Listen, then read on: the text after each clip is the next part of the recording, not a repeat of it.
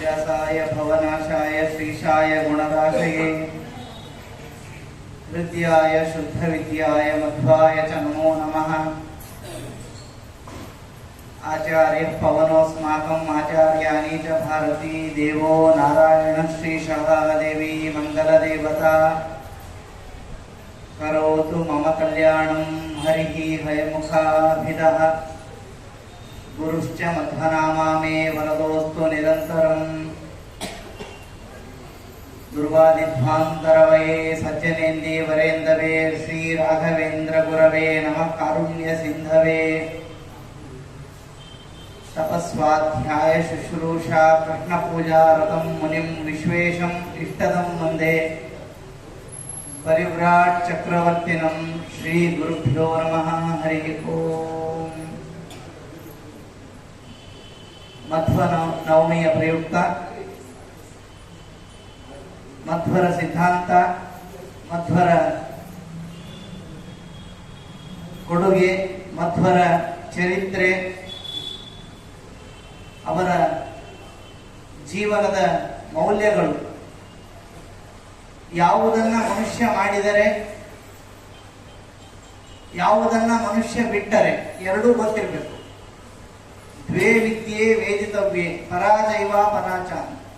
ಅದಕ್ಕೆ ಎರಡು ಅರ್ಥ ಇದೆ. ಒಂದು, ಯಾವುದನ್ನ ಮಾಡಿದರೆ ಮನುಷ್ಯನಿಗೆ ಉನ್ನತಿಯಾಗುತ್ತೋ ಆ ಕರ್ಮವನ್ನ ಪದೇ ಪದೇ ಮಾಡಬೇಕು. ನಿನ್ನೆ ಕೃಷ್ಣ ಭಕ್ತಿ ಮಾಡಿದೆ, ಮತ್ತೆ ನಾಳೆ ಮಾಡೋಣ, ಮಧ್ಯದಲ್ಲಿ ಗ್ಯಾಪ್ ಆದ್ರೆ ಅದು ಸರಿಯಾಗಿ ರೀಚ್ ಆಗೋದಿಲ್ಲ. ಒಂದು ಸೇತುವೆ ಮಧ್ಯದಲ್ಲಿ ಗ್ಯಾಪ್ ಇದ್ರೆ ಆ ಬದಿ ಹೋಗ್ಲಿಕ್ಕೆ ನಮಗೆ ಭಯ ಆಗ್ತದೆ. ಭಗವಂತ ಅಂದ್ರೆ ಅದು ಹೆದರಿಕೆ ಅಲ್ಲ, ಭಗವಂತ ಅಂದ್ರೆ ಭರವಸೆ ಅಂತ ಹೇಳಿದವರು ಆಚಾರ್ಯ ಮಧ್ವರು. ಆಮೇಲೆ ಆಚಾರ್ಯ ಮಧ್ವರು ಅವರ ಸಿದ್ಧಾಂತ ಅಂದ್ರೆ ಒಮ್ಮಿಂದೊಮ್ಮೆಲೆ ಬಂದುಬಿಟ್ರು, ಏನೋ ಹೇಳಿಬಿಟ್ರು ಅಂತಲ್ಲ. ಇವತ್ತು ಸ್ವಲ್ಪ ಮುಕ್ತವಾಗಿನೇ ಮಾತಾಡ್ತೀನಿ ನಾನು. ಅವರು ಏನೋ ಯಾರಿಗೂ ಗೊತ್ತಿಲ್ಲದ, ಯಾರೂ ಹೇಳದ ಒಂದು ವಿಚಾರವನ್ನ ಹೊಸದಾಗಿ ಸೃಷ್ಟಿ ಮಾಡಿ ಗೊಂದಲಕ್ಕೆ, ಭೇದ ಭಾವಗಳಿಗೆ ಕಾರಣರಾದರು ಅಂತ ಜಗತ್ತಲ್ಲೆಲ್ಲ ಪ್ರಸಿದ್ಧಿಯಾಗಿದೆ. ತಾರತಮ್ಯ ಹೇಳಿದರು ಅಂತ. ಆಚಾರ್ಯ ಮಧ್ವರು ತಾರತಮ್ಯ ಅನ್ನೋದನ್ನ ನಮ್ಮ ಜನರ ಮಧ್ಯದಲ್ಲಿ ಅದು ಇದೆ ಅಂತ ಪ್ರಸ್ತಾಪಿಸದೇನೆ, ನಿಜವಾಗಿಯೂ ತಾರತಮ್ಯ ಅಂದ್ರೆ ಅವ್ರು ಹೇಳಿದ್ದು ಮೇಲೆ ಮೇಲೆ, ಪರಮಾತ್ಮನ ಕೆಳಗಡೆ ಒಬ್ಬರಿದ್ದಾರೆ, ಅವ್ರ ಕೆಳಗಡೆ ಒಬ್ಬರಿದ್ದಾರೆ, ಹೀಗೆ ಒಬ್ಬೊಬ್ಬ ದೇವತೆಗಳನ್ನ ಪಟ್ಟಿ ಮಾಡುವಾಗ ತಾರತಮ್ಯ, ತರ ತಮ ಅಂತ. ತರ ಅಂದ್ರೆ ಮೇಲಿನವನು, ತಮ ಅಂದ್ರೆ ಅದಕ್ಕಿಂತ ಮೇಲಿನವನು, ತರ ಅಂದ್ರೆ ಉಳಿದವರು, ತಮ ಅಂದ್ರೆ ಎಲ್ಲದಕ್ಕಿಂತ ಮೇಲಿನವನು ಪರಮಾತ್ಮ ಅಂತ. ನಾರಾಯಣ ಪಂಡಿತರು ಆಚಾರ್ಯರ ಸಿದ್ಧಾಂತವನ್ನು ವರ್ಣನೆ ಮಾಡುವಾಗ ಅಷ್ಟೇ ಅಲ್ಲ, ನಾರಾಯಣ ಪಂಡಿತರು ಮತ್ತೆ ಅವರ ತಂದೆ ತ್ರಿವಿಕ್ರಮ ಪಂಡಿತರು ಆಚಾರ್ಯರ ಸಿದ್ಧಾಂತ ಅಂದ್ರೆ ಏನು ಅಂತಂದ್ರೆ, ಒಂದು ಸರೋವರ ಇರುತ್ತೆ, ಆ ಸರೋವರ ಮೊದಲೇ ಶುದ್ಧವಾಗಿರುತ್ತೆ. ಈ ಮದ ಏರಿದ ಆನೆ ಎಲ್ಲೋ ಮಣ್ಣನ್ನ ಹಾಕಿಕೊಂಡು ಆ ಸರೋವರದಲ್ಲಿ ಬಂದು ಉಳಿದ ವಸ್ತುಗಳನ್ನೆಲ್ಲ ಕಿತ್ತು ಬಿಸಾಡಿದಾಗ, ಅಲ್ಲೆಲ್ಲ ಚಲ್ಲಾಪಿಲಿ ಮಾಡಿದಾಗ ಸರೋವರ ಶುದ್ಧವಾದ ಸರೋವರ ಅದು ಕೊಳೆಯಾಯಿತು. ಆಚಾರ್ಯ ಮಧ್ವರು ಮಾಡಿದ್ದೇನೆಂದ್ರೆ ಆ ಕೊಳೆಯನ್ನು ತೆಗೆದ್ರಷ್ಟೇ, ಹೊಸದಾಗಿ ಏನು ಹೇಳಲೇ ಇಲ್ಲ. ಮತ್ತೆ ಆಚಾರ್ಯರ ಕೊಡುಗೆ ಹೊಸದಾಗಿ ಇದೆ, ಆದ್ರೆ ನಮ್ಗೆ ಅರ್ಥ ಮಾಡ್ಕೊಳ್ಳೋ ಶಕ್ತಿ ಬರಲಿಲ್ಲ, ಪ್ರಯತ್ನ ಮಾಡಲೇ ಇಲ್ಲ, ನಾವು ಆಚಾರ್ಯರ ಬಳಿ ಹೋಗಲೇ ಇಲ್ಲ. ಯಾವುದೇ ಆಚಾರ ಆಗಲಿ, ಯಾರೇ ಯಾರನ್ನು ನಿಂದನೆ ಮಾಡುವಾಗ ಅವ್ರ ಬಗ್ಗೆ ಪೂರ್ತಿ ಗೊತ್ತಿಲ್ಲದೆ ನಿಂದನೆ ಮಾಡ್ತಾರೆ. ಯಾವುದೋ ಒಂದು ಹಾಡಿನ ಮಧ್ಯದ ಒಂದು ಸಾಲನ್ನು ತೆಗೆದುಕೊಂಡು ನೋಡು ಇಲ್ಲಿ ಹೀಗೆ ಹೇಳಿದ್ದಾರೆ ಅಂತ ಹೇಳಿದ್ರೆ ಅದು ಅಪಾರ್ಥ ಆಗುತ್ತೆ. ಪೂರ್ತಿ ಅವರ ಜೀವನದಲ್ಲಿ ಏನೇನು ನಡೆದಿದೆ ಅಂತ ಎಲ್ಲ ನೋಡ್ಬೇಕು. ಆಚಾರ್ಯ ಮಧ್ವರು ಮಾಡಿದ್ದು ಅದನ್ನ. ಅವರು ಹರಿರೇವ ಪರೋ ಹರಿರೇವ ಗುರು ಹರಿರೇವ ಜಗತ್ ಪಿತೃ ಮಾತೃ ಗತಿ ಅಂತ. ಇದು ಆಚಾರ್ಯ ಹೇಳಿದ್ದು ಅಂತ ನಮ್ಗೆ ಗೊತ್ತು. ಆದ್ರೆ ಇದನ್ನ ಹೇಳಿದ್ದು ಮೊದಲು ಹೇಳಿದ್ದು ಕೃಷ್ಣ.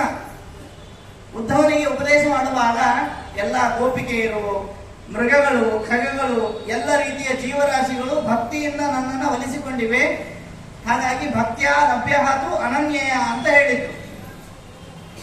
ಹೌದು ಅಂತ ಆಚಾರ್ಯ ಹೇಳಿದ್ರು ಅಷ್ಟೇ. ಈಗ ಕೆಲವರು ದೊಡ್ಡವರು ಮಾತಾಡುವಾಗ ಸುಮ್ಮನೆ ಗೋಡ್ ಹಾಕ್ಬೇಕು, ನಾವು ಹೌದು ಹೌದು ಅನ್ಬೇಕು. ಏನೋ ಎಕ್ಸ್ಟ್ರಾ ಮಾತಾಡ್ಲಿಕ್ಕೆ ಹೋದ್ರೆ ತಪ್ಪಾಗುತ್ತೆ. ಆಚಾರ್ಯ ಮಧ್ವರು ಮಾಡಿದ್ದು ಅದನ್ನ. ತ್ರಿವಿಕ್ರಮ ಪಂಡಿತರು ಹೇಳುವಾಗ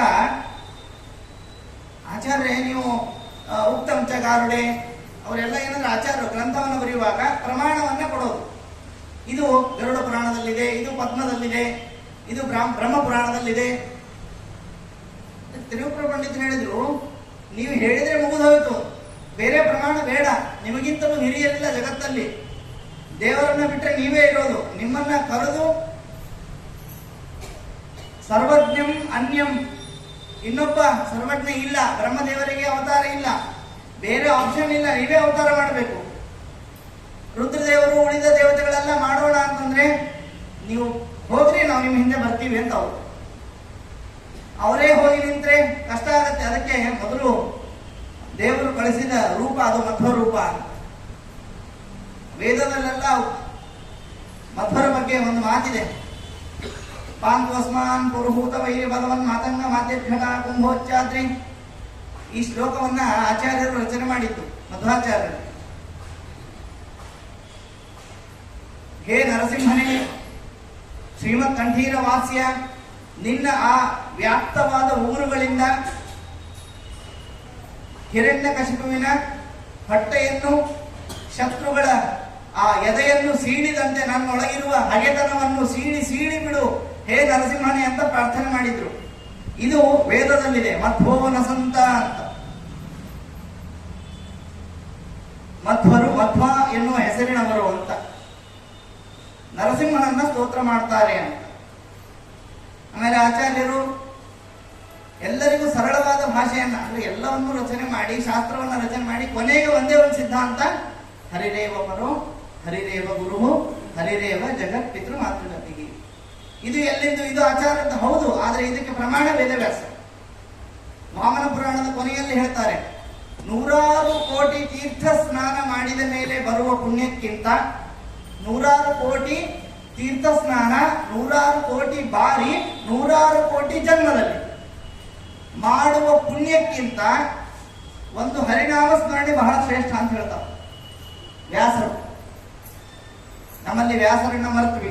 ಸನಾತನ ಧರ್ಮದಲ್ಲಿ ಮೊದಲು ನಮಗೆ ವ್ಯಾಸರು ಅಂದ್ರೆ ಯಾರು ಅಂತ ಗೊತ್ತಿಲ್ಲ. ಅಷ್ಟೇ ಯಾಕೆ, ನಮ್ಮಲ್ಲಿ ನಿನ್ನೆ ಹೇಳಿದ್ರೆ ನನಗೆ ಸ್ವಲ್ಪ ಸನಾತನ ಧರ್ಮದ ಬಗ್ಗೆ ಹೇಳ್ರಿ ಅಂತ.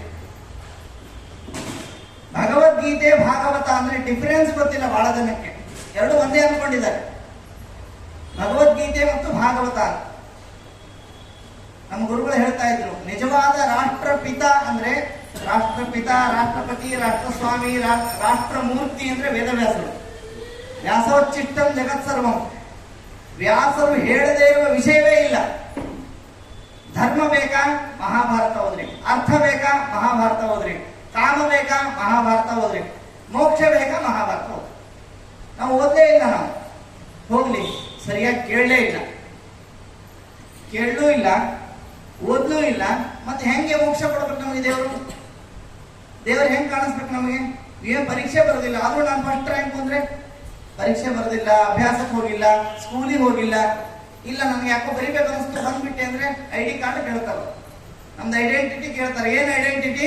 ಅಹಂ ದೂತೋಹಂ ಕೋಸಲೇಂದ್ರಸ್ಯ ರಾಮಸ್ಯ ಅಕ್ಲಿಷ್ಟ ಕರ್ಮಣಃ. ನಮ್ಮ ಐಡೆಂಟಿಟಿ ಏನಂದ್ರೆ ದೇವರ ದೂತ ನಾನು ಅಂತ. ಯಾವಾಗ ನೀವು ಇನ್ನೊಬ್ಬರ ಕೈಗಳ ಕೆಳಗಡೆ ಇದ್ದೀರಿ ಅಂತ ಗೊತ್ತಾಗುತ್ತೋ ಆಗ ಜವಾಬ್ದಾರಿ ಜಾಸ್ತಿ ಆಗುತ್ತೆ. ಅದು ಯಾರ ಕೆಳಗಡೆ? ಯಾರೋ ಒಬ್ಬನ ಆಡೆ ಸೋಲುವ ಅಲ್ಲ. ಅಭಿಜಿತ ಪರಾಕ್ರಮ, ಎಂದಿಗೂ ಸೋಲದ ನಾರಾಯಣನ ಸೇವಕರಾದ್ರೆ ಮುಗಿದೋಯ್ತಲ್ಲ.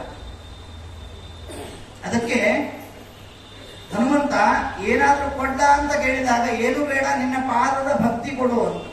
ಅದಕ್ಕೆ ನಮ್ಮ ಭಕ್ತರ ಪಟ್ಟಿ ಕೊಡುವಾಗ ಹನುಮಂತ ಮೊದಲೇ ಅವನು. ನೆಕ್ಸ್ಟ್ ಪ್ರಹ್ಲಾದರಾಜರು. ಪ್ರಹ್ಲಾದರು ಅದನ್ನೇ ಹೇಳಿದ್ರು, ನೀನೇನೋ ಕೊಡ್ತೀಯ ಅಂತ ನಾನು ಭಕ್ತಿ ಮಾಡಿದ್ದಲ್ಲ, ನಾನು ನ್ಯಾಚುರಲ್. ಅದು ಗಿಡ ನೀರ್ ಹಾಕ್ತೀರಿ ಅಂತ ಹಣ್ಣು ಕೊಡುತ್ತೋ ಇಲ್ಲೋ ಗೊತ್ತಿಲ್ಲ, ಆದ್ರೆ ಹಣ್ಣು ಕೊಡುವ ಅದರ ಸ್ವಭಾವ. ಅದು ಆ ಸ್ವಭಾವಕ್ಕೆ ಒಂದು ನೀರು ಬೇಕಷ್ಟೇ.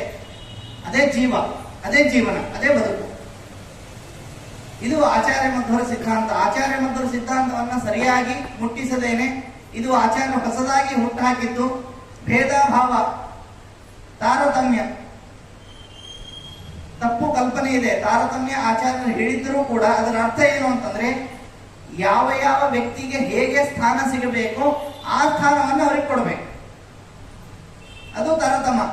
ತರತಮ ಅಂತಂದ್ರೆ ಎಲ್ಲರೂ ಈಕ್ವಲ್, ಇವರೆಲ್ಲ ಬೇರೆ ಮಾಡ್ತಾರೆ ಅಂತಂದಾಗ, ಈಗ ಯಾರೋ ಮುಖ್ಯಮಂತ್ರಿನೋ ಪ್ರಧಾನಮಂತ್ರಿನೋ ಬಂದಾಗ ಎಲ್ಲರೂ ಸಮಾನರು ಅಂತ ನಮ್ಮ ಆಸನಕ್ಕೆ ತಕ್ಕಂತೆ ಆಸನ ಹಾಕ್ಲಿಕ್ಕೆ ಆಗುತ್ತಾ? ಇದು ಕಾಮನ್ ಸೆನ್ಸ್ ಅಂತ ಹೇಳಿದ್ರು ಆಚಾರ್ಯರು. ಇದು ಯಾರಿಗೂ ಅರ್ಥ ಆಗ್ಲಿಲ್ಲ. ಮನೆಯಲ್ಲಿ ಅಣ್ಣ ತಮ್ಮ ಇರ್ತಾರೆ, ಒಬ್ರಿಗೆ ಜ್ವರ ಬಂದಿರುತ್ತೆ, ಒಬ್ರಿಗೆ ಬಂದಿರೋದಿಲ್ಲ. ಇಲ್ಲ, ಜ್ವರ ಬಂದವನಿಗೆ ಹಾಲು ಕೊಡಬೇಡ ಅಂತ ಹೇಳಿದ್ದಾರೆ ಡಾಕ್ಟರು, ಬರದೇ ಇರೋನೇ ಕೊಡೋದು ಬೇಡ. ಯಾಕೆಂದ್ರೆ ಡಿಸ್ಕ್ರಿಮಿನೇಷನ್ ಮಾಡೋದು ಬೇಡ, ಎಲ್ಲರೂ ಒಂದೇ ಅಲ್ವಾ? ಆ ಮನೆಯಲ್ಲಿ ಇವತ್ತು ಹಾಲು ಇಲ್ಲ, ಯಾರು ಹಾಲು ಕುಡಿಯೋಂಗಿಲ್ಲ, ಹಾಲು ಕುಡಿದ್ರೆ ಕಾಲು ಮುರಿತೀನಿ, ಏನರ್ಥ ಇಲ್ಲ. ಅಥವಾ ಇವತ್ತು ಎಲ್ಲರೂ ಹಾಲು ಕುಡಿದು ಬಿಡೋಣ, ಯಾಕೆ ಒಬ್ಬನಿಗೆ ಜ್ವರ ಬಂದಿದೆ, ಉಳಿದವ್ರಿಗೆ ಬಂದಿಲ್ಲ, ಮೆಜಾರಿಟಿ. ಇದು ಕಾಮನ್ ಸೆನ್ಸ್. ಇದು ಅರ್ಥ. ಇದನ್ನ ಆಚಾರ, ಇದು ಪಾಪ ಅವ್ರು ಮಾಡಿ ಆಚಾರ ಮೇಲೆ ಹಾಕೋದು. ಆಮೇಲೆ ನಮ್ಮ ಜನರು ಹಾಗೆ ಮಾಡ್ತಾರೆ. ಆಚಾರ ಸಿದ್ಧಾಂತಕ್ಕೂ ಅವರ ಬದುಕಿಗೂ ಸಂಬಂಧವೇ ಇರಲ್ಲ. ಹಾಗೆ ಬದುಕಿ, ಶಾಸ್ತ್ರ ಇಲ್ಲದೇನೆ ಬದುಕಿ ಜನರಿಗೆ ಏನ್ ತೋರಿಸ್ತಾರೆ, ಬರೀ ಮಧ್ಯಾಹ್ನಕ್ಕೆ ಬರೋರು ಇವರು ಅಂತ. ಏನು ಅಂತ ಹೇಳಲ್ಲ, ಬಾಯಿ ಬಿಟ್ಟು ಹೇಳಿದ್ರೆ ನಮಗೆ ಒಂದು ರೀತಿಯಲ್ಲಿ ಶೇಮ್ ಆಗುತ್ತೆ. ದೇವಸ್ಥಾನದಲ್ಲಿ ದೇವರ ಪೂಜೆ ನಡೆಯುವಾಗ ಒಬ್ರು ಇರಲ್ಲ. 10 ನಿಮಿಷ ಅನೌನ್ಸ್ ಮಾಡ್ರಿ, ಇವತ್ತು ವಿಶೇಷವಾದ ಭೋಜನ ಇದೆ, ಮನೆ ಮಂದಿ ಎಲ್ಲ ಬರಬೇಕು, ಸಕುಟುಂಬ ಪರಿವಾರ ಸಮೇತರಾಗಿ ಎಲ್ಲರೂ ಬರಬೇಕು ಅಂತಾಗ ಬರೋದು ನೋಡ್ಬೇಕು. ಮೈ ಮೇಲೊಂದು ಟಾವಲ್. ಸ್ವಲ್ಪ ನನಗೆ ಈ ವಿಷಯದಲ್ಲಿ ಆಕ್ರೋಶ ಇದೆ. ಊಟಕ್ಕೆ ಹುಟ್ಟಿದವರು ಹಾಗೆ ಮಾಡಬಾರದು. ಊಟವೂ ಒಂದು ಭಾಗ ಅಷ್ಟೇ, ಅದು ಆಯ್ತು, ಹೊಟ್ಟೆ ತುಂಬಿತು, ಮುಗೀತು. ಇದು ಎಚ್ಚರದಲ್ಲಿರ್ಬೇಕು. ಇದು ಆಚಾರ್ಯನ ಸಿದ್ಧಾಂತ. ಅಂದ್ರೆ ಉನ್ನತಿಗೆ ಮೇಲೋಗ್ರಿ ಅಂತವ್ರು. ಎಷ್ಟೋ ಸಾರಿ ನಾವು ಮೇಲ್ ಹೋಗ್ಲಿಕ್ಕೆ ಆಗಲ್ಲ ಅಂದ್ರೆ ಅವ್ರು ಕೆಳಗೆ ಬಂದ್ರು. ವ್ಯಾಸರು ಮೇಲ್ ಬನ್ನಿ ಅಂತ ಕರೆದ್ರಂತೆ. ಅಂದ್ರೆ ನಾವು ಮಕ್ಕಳು, ತಾಯಿ ಅಟ್ಟದ ಮೇಲೆ ಹತ್ತು ಬಿಟ್ಟಿದ್ದಾಳೆ, ಏಣಿಯಿಂದ ಆರಾಮವಾಗಿ ಮೇಲೆ ಕರೀತಾಳೆ ಮಗುವನ್ನ. ಮಗು ಹತ್ತಲಿಕ್ಕೆ ಆಗಲ್ಲ, ಏನ್ ಮಾಡ್ತಾರೆ? ತಾಯಿಯೇ ಕೆಳಗಿಳಿದು ಬಂದು ಮಗುವನ್ನ ಎತ್ತಿಕೊಳ್ತಾಳೆ. ಅದಕ್ಕೆ ವ್ಯಾಸರು ಭಾಗವತ, ಪುರಾಣ, ಮಹಾಭಾರತವನ್ನು ರಚನೆ ಮಾಡಿದ್ರು. ಕೆಳಗಡೆ ಬಂದು ನಮ್ಗೆ ರಚನೆ ಮಾಡಿ ತಗೊಳ್ರಿ ಹಣ್ಣು ಅಂತ ಕೊಟ್ರು. ನಾವು ಇದು ಯಾವ ಹಣ್ಣು, ಇದರ ರಸ ಯಾವುದು, ಇದು ಸಿಹಿ ಇದೆಯೋ ಹುಳಿ ಇದೆಯೋ, ಇದು ಯಾವ ಸೀಸನ್ ಅಲ್ಲಿ ಬರುತ್ತೆ. ನಮ್ಮಲ್ಲಿ ಭಾಗವತ ಅಂದ ತಕ್ಷಣ ಪ್ರೋಷ್ಠಪದಿ ಅದೇ ನೆನಪಾಗೋದು. ಉಳಿದಿದ್ದ ಟೈಮಲ್ಲಿ ನಮಸ್ಕಾರ, ಅದಕ್ಕೊಂದು ಮಂತ್ರಾಕ್ಷತೆ ಹಾಕಿ ಹರೇ ನಮಃ. ಭಾಗವತ ಅಂದ್ರೆ ಅದರಲ್ಲಿ ಎಷ್ಟು ಧರ್ಮದ ವಿಷಯ ಇದೆ ಗೊತ್ತಾ? ಧರ್ಮ ಅಂದ್ರೆ ಏನು ಅಂತ ಒಬ್ರು ಕ್ವಶನ್ ಕೇಳಿದ್ರೆ ನಂಗೆ, ಧರ್ಮ ಅಂದ್ರೆ ಏನು? ಧರ್ಮ ಅಂದ್ರೆ ಯಾವುದನ್ನ ಮಾಡಿದರೆ ಆಯಾ ಸಮಾಜ, ಆಯಾ ಪರಿಸರ ಉಳಿಯುತ್ತೋ ಅದು ಧರ್ಮ. ನಿಜವಾಗ್ಲೂ ಧರ್ಮ ಇಸ್ಕೊಲ್ ಟು ಕರ್ಮ ಅಷ್ಟೇ. ಸತ್ಕರ್ಮಗಳನ್ನು ಮಾಡುವಂತ ನಮ್ಮ ಒಳಗಡೆ ನಿಂತು ಮುಖ್ಯ ಪ್ರಾಣನೇ ತಾನೇ ನಡೆಸೋದು. ಸತ್ಕರ್ಮಗಳ ನಡೆಸಿ ಸುಜ್ಞಾನ ಮತಿ ಇತ್ತು ಗತಿ ಪಾಲಿಸುವ ನಮ್ಮ ಪವಮಾನನು. ಗತಿ ಬುದ್ಧಿಯನ್ನ ಕೊಡುವಂತ. ಮತ್ತೆ ಕೊನೆಗೆ ಅಲ್ಲೇ ಕೇಳಿದ್, ನಾವು ಬುದ್ಧಿಯನ್ನೇ ಕೇಳಿದ್ದು. ಸತ್ಕರ್ಮಗಳನ್ನ ಮಾಡಬೇಕು. ಬೆಳಿಗ್ಗೆ ಎದ್ದ ತಕ್ಷಣ ಶುದ್ಧವಾಗಿ ಭಗವಂತನ, ಕೆಲವರು ಏನಂದ್ರೆ ಶುದ್ಧವಾಗಿ ನಾಮಸ್ಮರಣೆ ಮಾಡೋದು ಅಂತ ಒಂದು ಅರ್ಥ, ಆದ್ರೆ ಭಗವಂತನ ನಾಮಸ್ಮರಣೆಯಿಂದ ಶುದ್ಧಿ ಆಗುತ್ತೆ ಅನ್ನೋದು ಎಚ್ಚರದಲ್ಲಿ ಇರಬೇಕು. ಅದಕ್ಕೆ ನಮ್ಮಲ್ಲಿ ಸ್ನಾನ ಆದ್ಮೇಲೆ ನಾಮಸ್ಮರಣೆ ಶುರು ಅಲ್ಲ, ಬೆಳಿಗ್ಗೆ ಎದ್ದ ತಕ್ಷಣನೇ ಶುರು. ಕರೆ ವಸತೆ ಲಕ್ಷ್ಮಿಯಿಂದ ಹಿಡಿದುಕೊಂಡು ಹರೇ ರಾಮ ಅಂತ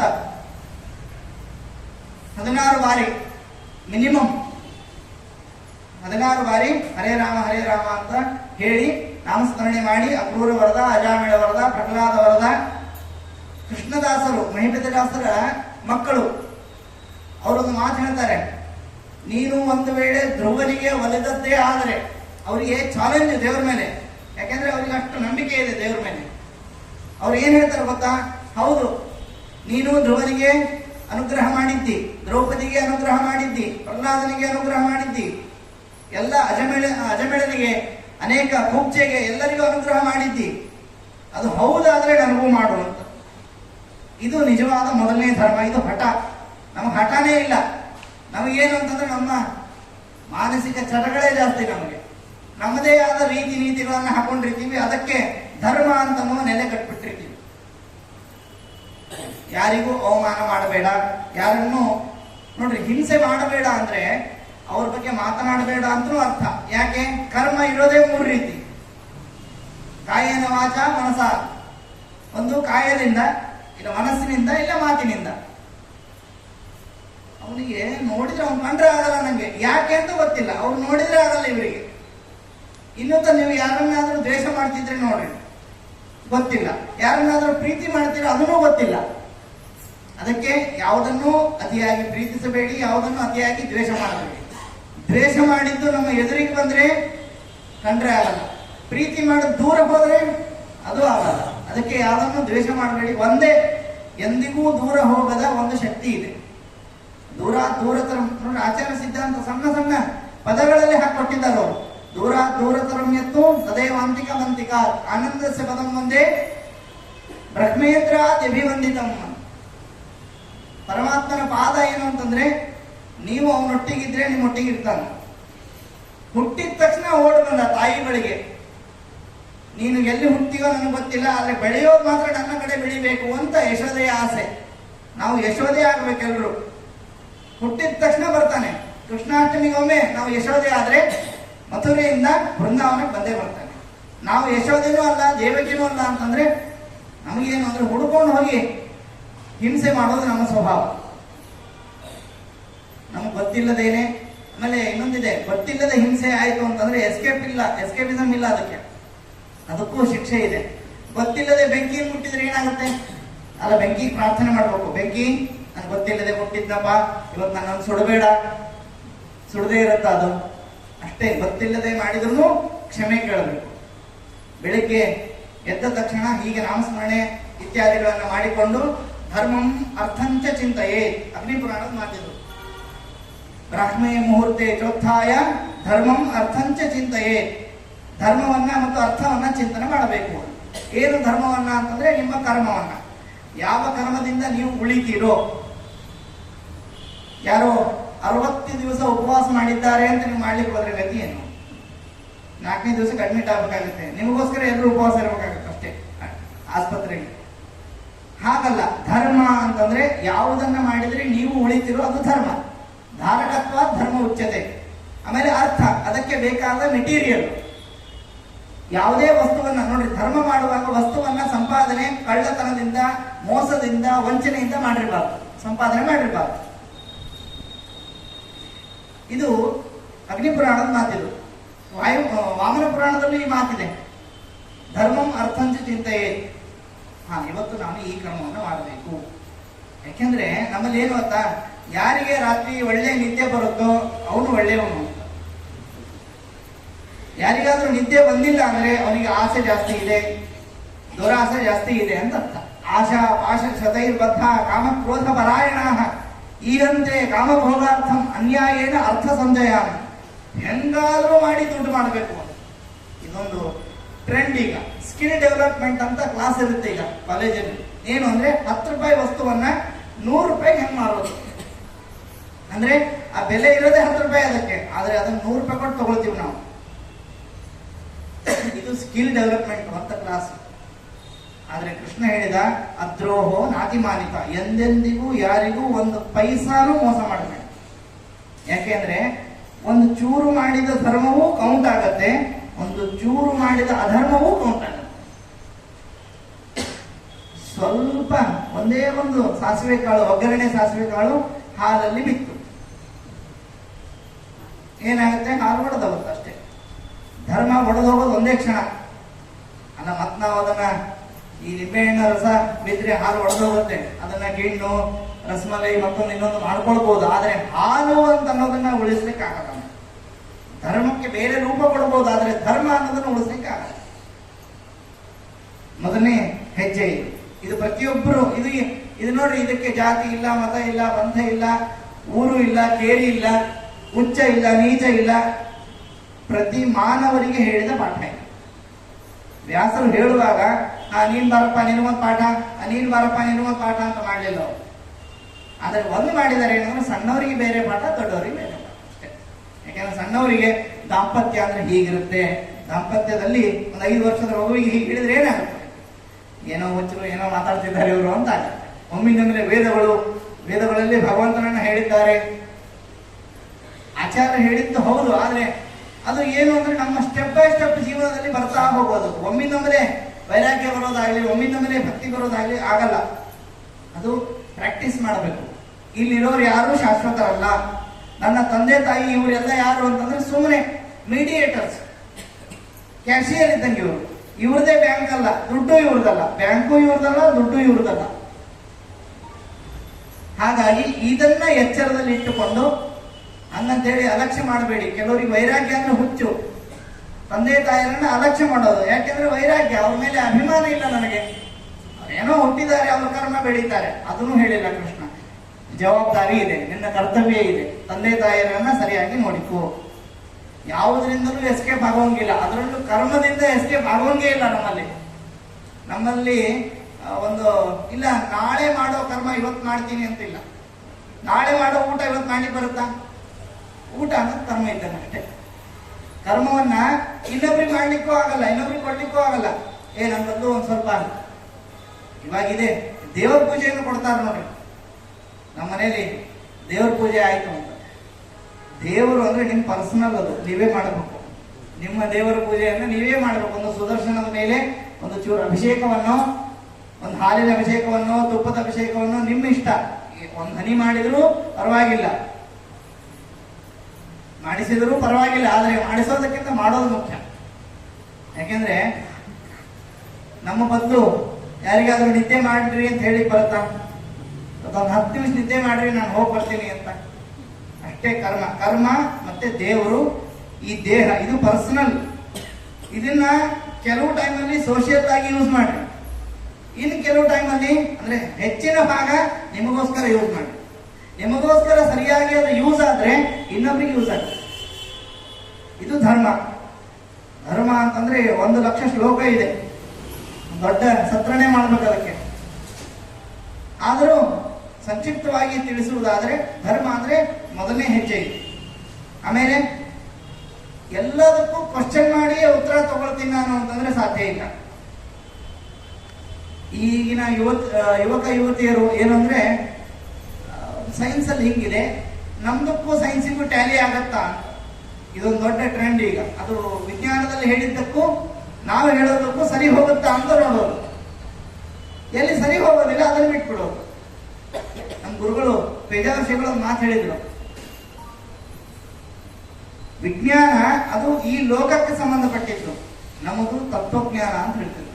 ನಮ್ದು ಜ್ಞಾನ ಇದು ಬರೀ ವಿಜ್ಞಾನ, ನಮ್ದು ಜ್ಞಾನ. ಯಾಕಂದ್ರೆ ವಿಜ್ಞಾನದಿಂದ ಜ್ಞಾನ ಬರುತ್ತೆ. ಜ್ಞಾನ ಅನ್ನೋದಕ್ಕೆ ನೀವು ಅಲ್ಲ ಅಪ್ಪ ದೊಡ್ಡವನು ಮಗ ದೊಡ್ಡವನು ಅಂತ. ಸ್ವಲ್ಪ ಅಪ್ಪ ತೆಳ್ಳಗಿದ್ದಾನೆ, ಮಗ ಸ್ವಲ್ಪ ದಪ್ಪ ಇದ್ದಾನೆ ಅನ್ಕೊಳ್ರಿ. ದೊಡ್ಡವ್ರು ಯಾರು? ಮಗ ಅಂತ ಹೇಳ್ತಾರ ಯಾರು? ಅದು ಯಾವ ಕಾಲಕ್ಕೂ ಯಾವ ಸಮಯದಲ್ಲೂ ಎಲ್ಲಿ ಹೋದ್ರೂ ಅಪ್ಪನೇ ದೊಡ್ಡವನು. ಈ ಜ್ಞಾನ ಅನ್ನೋದು ಹಾಗಿದೆ. ಜ್ಞಾನ ರಾಮದೇವರು ಭಾರತದಲ್ಲಿ ಹುಟ್ಟಿದ್ದಾರೋ ಇಲ್ಲೋ ಅಲ್ಲಿಕ್ಕೆ ಸಾಕ್ಷಿ ಏನು?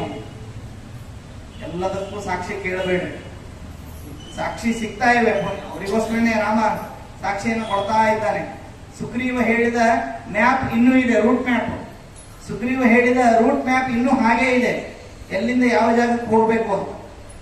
ಅದಕ್ಕೆಲ್ಲ ಪ್ರಮಾಣ ಇದೆ. ಆದರೂ ಎಲ್ಲವನ್ನು, ಯಾಕಂದ್ರೆ ರಾಮ ಅಂದ್ರೆ ನಿಮಗೆ ಅದು ಗುಣಗಳ ಸಮೂಹ. ನಾರದರು ಏನ್ ಕೇಳ್ತಾರೆ? ವಾಲ್ಮೀಕಿಗಳು ನಾರದರ ಹತ್ರ ಏನ್ ಕೇಳಿದ್ರು? ಕೋರ್ಮಸ್ಮಿನ್ ಸಾಂಪ್ರತಂ ಲೋಕೆ ಗುಣವಾನ್ ಕಶ್ಚ ವೀರ್ಯವಾನ್ ಧರ್ಮಜ್ಞಶ್ಚ. ಮೊದಲನೇ ಕ್ವಾಲಿಟಿ ಧರ್ಮ. ಧರ್ಮ ಅಂದ್ರೆ ಯಾವುದನ್ನ ನೀನು ಮಾಡಿದರೆ ಇನ್ನೊಬ್ಬರಿಗೆ ಹಿಂಸೆ ಆಗೋದಿಲ್ವೋ ಅದು ಧರ್ಮ. ಇನ್ನೊಬ್ಬರಿಗೆ ಹಿಂಸೆ ಆಗತ್ತೆ, ನನಗೆ ಅದು ಒಳ್ಳೆಯದು ಅಂತ ಅನ್ಸಿದ್ರು ಮಾಡಬೇಕು. ಇನ್ನೊಬ್ಬರಿಗೆ ಒಳ್ಳೆಯದು ಅಂತ ಅನ್ಸಿದೆ, ಅದು ನಿನಗೆ ಹಿಂಸೆ ಅಂದ್ರೆ ಮಾಡು, ತೊಂದರೆ.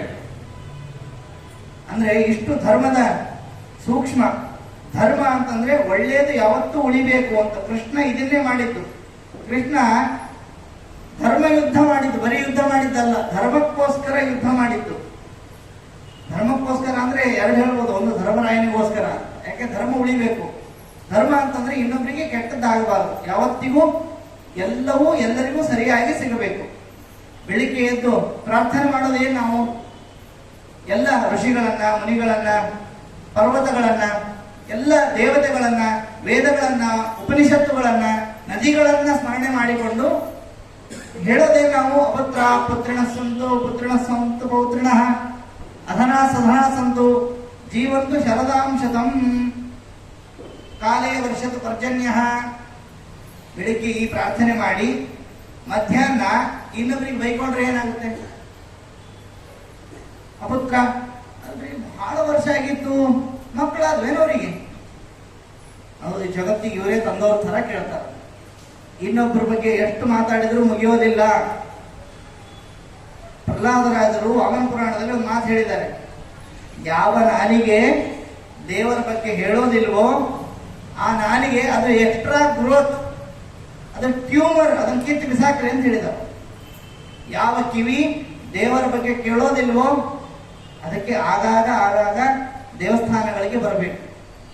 ದೇವಸ್ಥಾನದಲ್ಲಿ ಒಂದು ಸುಂದರ ವಾತಾವರಣವನ್ನ ದೇವಸ್ಥಾನದ ಆಡಳಿತ ಮಂಡಳಿ ಸಿದ್ಧವಾಗಿರಿಸಬೇಕು. ಇಲ್ಲಿ ಬಂದಾಗ ನೀವು ಹೋಗ್ರಿ, ನೀವು ಬರಬೇಡ್ರಿ, ನೀವು ಬರಬಾರ್ದು, ಹಾಗೆ ಹೀಗೆ ಅಂತ ಹೇಳಿದ್ರೆ 4 ಜನ ಬರೋರು ಬಿಟ್ಟು ಹೋಗ್ತಾರೆ. ದೇವಸ್ಥಾನಕ್ಕೆ ಯಾಕೆ ಬರಬೇಕು ಅಂದ್ರೆ, ಒಂದು ಎಲ್ಲವನ್ನ ದೇವರಿಗೆ ಅರ್ಪಣೆ ಮಾಡಲಿಕ್ಕೆ. ಮೊದಲನೇ ಕ್ಯಾಟಗರಿ ಇದು, ನಾನು ಮಾಡಿದ ಕರ್ಮವನ್ನ ನಿನಗೆ ಅರ್ಪಣೆ ಮಾಡ್ತಾ ಇದ್ದೇನೆ, ದೇವರೇ ನನಗೆ ಒಳ್ಳೆಯದನ್ನು ಮಾಡುವ. ಆಮೇಲೆ ಇನ್ನೊಂದು ಏನಂದ್ರೆ ಎನರ್ಜಿಯನ್ನ ತಗೊಳ್ಬೇಕು. ಎನರ್ಜಿಯನ್ನ ತಗೊಳ್ಬೇಕಾದ್ರೆ ಅಲ್ಲಿ ಪೂಜೆ ಪುರಸ್ಕಾರಗಳು ಸರಿಯಾಗಿ ನಡೀಬೇಕು. ಆ ನಡೆಯುವಂತೆ ಸಮಾಜವೇ ವ್ಯವಸ್ಥೆ ಮಾಡಬೇಕು. ಇದು ನನ್ನ ಸಂಬಂಧ ಇಲ್ಲ, ಇದು ಅವ್ರದ್ದು ಟ್ರಸ್ಟ್ ಇದೆ, ಇದು ಇವ್ರ ದೇವಸ್ಥಾನ, ಇದು ಯಾರೋ ನಡೆಸ್ತಾರೆ, ನಮ್ಗೆ ಯಾಕಿದು ಅಲ್ಲ. ದೇವರು ಅಂದ್ರೆ ಅದು ನೋಡಿ, ದೇವಸ್ಥಾನದಲ್ಲಿ ದೇವರು ಅಂದ್ರೆ ಅದು ಸಮಾಜಕ್ಕೆ ಸಂಬಂಧಪಟ್ಟವನು.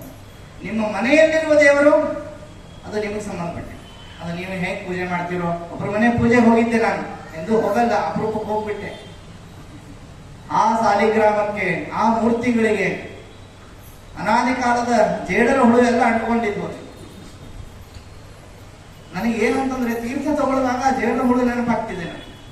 ಅಷ್ಟು ದೇವರ ಮೇಲೆ ಅಭಿಮಾನ ಅವರಿಗೆ. ಪೆಟ್ಟಿಗೆ ಹಾಕಿ ಮುಚ್ಚಿಟ್ಟು, ಆಚಾರ್ಯ ನಮ್ಮ ಮುತ್ತಜ್ಜ ಪೂಜೆ ಮಾಡಿದ್ದಾರೆ, ಕೊನೆಗೆ ನೀವೇ ಪೂಜೆ ಮಾಡ್ತಿರೋದು. ನಡೆದ ಘಟನೆ ಇದು, ಯಾವುದೋ ತಮಾಷೆಗೆ ಹೇಳ್ತಿಲ್ಲ ನಾನು. ದೇವರ ಮೇಲೆ ಅಸಡ್ಡೆ ನಮಗೆ. ಯಾಕೆ? ಎಲ್ಲದಕ್ಕೂ ಪ್ರೂಫ್ ಬೇಕು. ಯಾರಾದ್ರೂ ಕೇಳಿದ್ದೀರಾ ನೀನೇ ನಮ್ಮಪ್ಪ ಅಲ್ಲಿಗೆ ಪ್ರೂಫ್ ಏನು ಅಂತ? ಯಾಕೆ? ಒಂದು ಶ್ರದ್ಧೆ, ಒಂದು ನಂಬಿಕೆ. ಮೊದಲನೇ ಹೆಜ್ಜೆ, ಧರ್ಮದ ಹೆಜ್ಜೆ ಅನ್ನೋದು ಶ್ರದ್ಧೆ.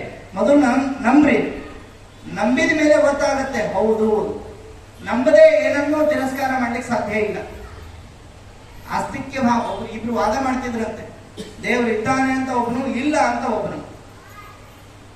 ಇವು ದೇವರು ಇಲ್ಲ ಅಂತ ಅನ್ನೋನಿಗೆ ಪುರಾಣಗಳೇ ಪ್ರಮಾಣ, ದೇವರಿದ್ದಾನೆ ಅನ್ನೋನಿಗೂ ಪುರಾಣ ಪ್ರಮಾಣ. ಇಬ್ರು ಕೊನೆಗೆ ಇವನು 49%, ಒಂದು 51%. ದೇವರಿದ್ದಾನೆ ಇಲ್ಲ. ಗೆದ್ದವನು ಯಾರು ಅಂದ್ರೆ ಪರ್ಸೆಂಟ್ ಅಲ್ಲಿ ದೇವರಿಲ್ಲ ಅಂತ ಅನ್ನೋನು. ಇದಾದ್ಮೇಲೆ ದೇವರಿದ್ದಾನೆ ಅನ್ನೋ ಒಂದು ಮಾತು ಹೇಳ್ತಾನೆ. ದೇವರಿಲ್ಲ ಅಲ್ವಾ? ಹೌದು, ದೇವರಿಲ್ಲ. ದೇವರಿಲ್ಲ ಅಂದ್ರೆ ಅದೇ ಸತ್ಕರ್ಮ, ಪುಣ್ಯ, ಪಾಪ ಅದು ನಮ್ಮ ಸ್ಟೋರ್ ಆಗುತ್ತೆ, ನಮ್ಮ ಮತ್ತೆ ಜೀವಕ್ಕೆ ತಂದು ಕೊಡ್ತಾನೆ. ಜೀವ ಹೋಗಿ ಹುಟ್ಟುತ್ತೆ, ದೇಹವನ್ನ ಪಡೀತದೆ, ತಾಯಿ ಗರ್ಭದಲ್ಲಿ ಬರ್ತದೆ, ಆಮೇಲೆ ಬದುಕೆಲ್ಲ ಆರಂಭ ಆಗ್ತದೆ. ಇದೆಲ್ಲ ಇಲ್ಲ ಅಂತ ಆಯ್ತು. ಹೌದು, ಅದು ಏನಿಲ್ಲ. ಏನ್ ಬೇಕಾದ್ರೂ ಮಾಡ್ಬೋದು. ಯಾರು ಹೇಳೋರಿಲ್ಲ, ಕೇಳೋರಿಲ್ಲ. ಇಷ್ಟಾದ ಮೇಲೆ ಒಂದು 20-30 ವರ್ಷ ಕಳೀತು. ಇವನು ಮಾಡಬಾರದ ಕರ್ಮವನ್ನೆಲ್ಲ ಮಾಡಿಬಿಟ್ಟ.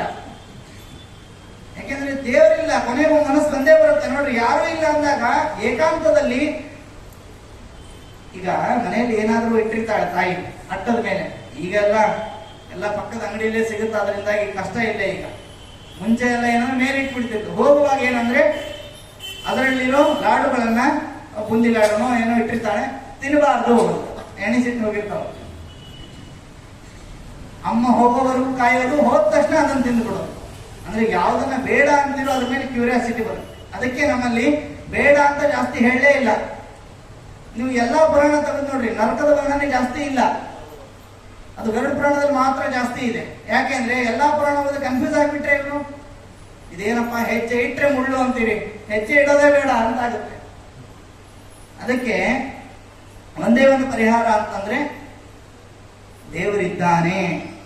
ಕೊನೆಗೆ ಅವನು ಬಂದಂತೆ. ಹೌದಾ, ದೇವರಿದ್ದಾನ? ನೋಡು, ನೀನು ದೇವರಿಲ್ಲ ಅಂತ ಬದುಕಿದ್ದಿ, ಮಾಡಬಾರದ ಕರ್ಮವನ್ನು ಮಾಡಿದ್ದಿ. ನಾನು ದೇವರಿದ್ದಾನೆ ಅಂತ ಸತ್ಕರ್ಮಗಳನ್ನು ಮಾಡಿ ದಾನ ಧರ್ಮ ಇದೊಂದು ಬಹಳ ವಿಶೇಷ. ಇದು ದಾನವನ್ನ ಮಾಡಲೇಬೇಕು, ಇದು ಕಂಪಲ್ಸರಿ. ಇದು ನಾಳೆ ಬಂದಾಗ ನೋಡೋಣ ಅಂತಂದ್ರೆ ನಾಳೆ ಅನ್ನೋದು ಇಲ್ಲೇ ಇಲ್ಲ. ಕೊನೆಗೆ ಹೇಳ್ತಾನ ಅವನು, ಅಸ್ತಿ ಚೇತ್ ನಾಸ್ತಿ ನೋ ಹಾನಿ ಅಂತ. ದೇವರು ಒಂದು ವೇಳೆ ಇದ್ರೆ ನನಗೇನು ಪ್ರಾಬ್ಲಮ್ ಇಲ್ಲ, ಯಾಕಂದ್ರೆ ಒಳ್ಳೇದು ಮಾಡಿದೆ. ನಿನ್ನ ಗತಿ ಏನು ನೋಡಿ. ಒಂದು ವೇಳೆ ದೇವರು ಇದ್ರೆ, ಅವನು ಹೇಳೋ ಮಾತಿಗಳು, ದೇವರು ಇದ್ರೆ ಮಾಡಬಾರದನ್ನ ಮಾಡಿದಿ, ನಿನ್ನ ಪಾಪಗಳ ಪಟ್ಟಿ ಎಂಥದ್ದು ನೋಡ್ಕೋ. ಇಲ್ಲಪ್ಪ ತಪ್ಪಾಯ್ತು, ಬೇರೆ ಆಪ್ಷನ್ ಏನಿದೆ ಅಂತ ಕೇಳಿದ್ನಂತ. ಒಂದೇ ಒಂದು ಆಪ್ಷನ್ನು, ಅವನನ್ನೇ ಶರಣಾಗತಿಯನ್ನ ಹೊಂದುವ. ಬಲಿಚಕ್ರವರ್ತಿಗೆ ಪ್ರಹ್ಲಾದರಾಜರು ಇದನ್ನೇ ಹೇಳಿದ್ರು. ದೇವರನ್ನ ಹೊಡೆದಾಕ್ತೀನಿ ಅಂತ ನಿಂತಿದ್ದ ಅವನು. ಅದ್ಯೈವ ಗುರು ಅಚ್ಯುತೆಯ ಭಕ್ತಿ ಹೀಗೆ, ಅಚ್ಯುತನಲ್ಲಿ ಇವತ್ತಿನಿಂದಲೇ ಭಕ್ತಿಯನ್ನು ಆರಂಭ ಮಾಡು, ಈಗಿನಿಂದಲೇ ಭಕ್ತಿಯನ್ನು ಆರಂಭ ಮಾಡುವ. ಇದು ಧರ್ಮದ ಒಂದು ಮೂಲ. ಆಮೇಲೆ ಒಳ್ಳೆಯ ವಸ್ತ್ರವನ್ನ ಧಾರಣೆ ಮಾಡ್ರಿ. ದೊಡ್ಡವರು ಮಾಡ್ತಾರೆ, ಮಕ್ಕಳಿಗೆ ಸ್ವಾತಂತ್ರ್ಯ. ನಾನು ಕಷ್ಟಪಟ್ಟು ಬಂದಿದ್ದೀನಿ. ಇನ್ನೊಂದು ಇದು ಹುಚ್ಚು ಭ್ರಮೆ ಇದೆ ಎಲ್ರಿಗೂ. ಕಷ್ಟ ನಷ್ಟ, ಸುಖ ದುಃಖ, ರೋಗ ಅರೋಗ, ಹುಟ್ಟು ಸಾವು ಯಾವುದು ಈ ಜನ್ಮದ್ದಲ್ಲ. ಯಾಕೆಂದ್ರೆ ಈ ಜನ್ಮದ್ದೇ ಆಗಿದ್ದರೆ ಎಂತೆಂಥ ಸಂತರು ಕೊನೆಗೆ ತಮ್ಮ ಪ್ರಾಣ ಬಿಡುವಾಗ ವಿಪರೀತವಾದ ರೋಗದಿಂದ ಪ್ರಾಣ ಬಿಟ್ಟಿದ್ದಾರೆ. ಇದೇ ಜನ್ಮದ್ದಾಗಿದ್ರೆ ಅವರಿಗೆ ರೋಗನೇ ಬರಬಾರದು. ಹಾಗೆ ನೋಡಿದ್ರೆ ಅಷ್ಟು ಒಳ್ಳೆಯದನ್ನು ಮಾಡಿದ್ದಾರೆ ಕೆಲವರು.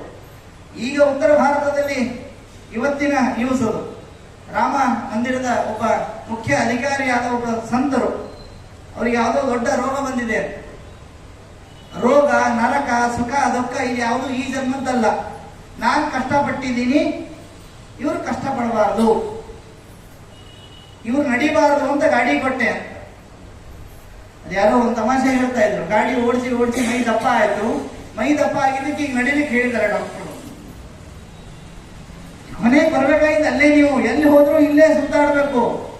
ಊರ ಸುತ್ತಿದರು ನಮ್ಮೂರೇ ನಮಗೆ ಮೇಲಣ್ಣ ಅಂತ. ಹಂಗೆ ಎಲ್ಲ ಹೋಗಿ ಮತ್ತೆ ದೇವರ ಬಳಿ ಬರಲೇಬೇಕು. ದೇವರೇ ನನಗೇನೂ ಆಗ್ತಾ ಇಲ್ಲ, ಏನಾದ್ರೂ ಮಾಡಿ ನನ್ನನ್ನು ಉದ್ಧಾರ ಮಾಡು ಅಂತ. ದೇವಸ್ಥಾನಗಳಿಗೆ ಆದಷ್ಟು ಒಂದು ವಾರ ಒಂದು ದೇವಸ್ಥಾನ, ಇನ್ನೊಂದು ವಾರ ಇನ್ನೊಂದು ದೇವಸ್ಥಾನ, ಹೀಗೆ ಅಂದ್ರೆ ಸ್ವಲ್ಪ ದೂರ ದೂರ ಹೋಗಬೇಕು.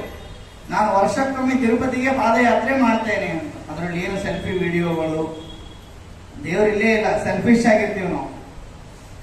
ದೇವರನ್ನು ಯಾತ್ರೆ ಮಾಡುವಾಗಲೂ ಎಚ್ಚರದಿಂದ ಯಾತ್ರೆ ಮಾಡಬೇಕು. ಯಾತ್ರೆಯ ಫಲ ಬರೋದು ಯಾವಾಗ ಗೊತ್ತಾ? ದೇವರ ದರ್ಶನದಿಂದ ಅಲ್ಲ. ಯಾತ್ರೆಯ ಫಲ ಬರೋದು ನೀವು ಹೇಗೆ ಯಾತ್ರೆ ಹೋಗ್ತೀರಿ ಅಂತ, ಯಾವ ರೀತಿ ಹೋಗ್ತೀರಿ ಅನ್ನೋದ್ರ ಮೇಲಿದೆ ಯಾತ್ರೆ. ಈ ಯಾತ್ರೆಯನ್ನ ಒಂದು ಎಂಜಾಯ್ಮೆಂಟ್ ಮಾಡ್ತಾ ಇದ್ದೀವಿ ನಾವು. ಆ ರೀತಿ ಮಾಡಬಾರದು. ಯಾತ್ರೆಯನ್ನ ಭಗವಂತನ ಚಿಂತನೆ ಮಾಡ್ತಾ ಮಾಡಬೇಕು.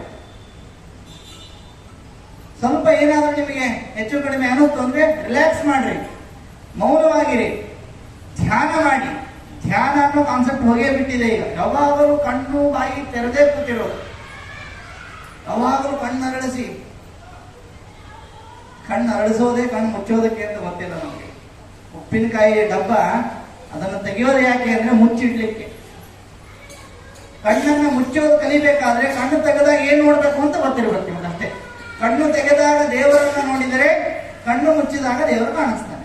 ಒಂದು ಮಾಡೆಲ್ ಅಷ್ಟೇ ನೋಡ್ರಿ. ದೇವರ ಮೂರ್ತಿ ನೋಡುವಾಗ ಕಣ್ಣು ತೆರೆದು ನೋಡಿ, ದೇವರನ್ನು ನೋಡುವಾಗ ಕಣ್ಣು ಮುಚ್ಚಿ ನೋಡಿ ಅಷ್ಟೇ. ದೇವರ ಮೂರ್ತಿಯನ್ನು ನೋಡುವಾಗ ನೋಡ್ರಿ ಎಷ್ಟು ಸೂಕ್ಷ್ಮ ಇದೆ ಧರ್ಮ.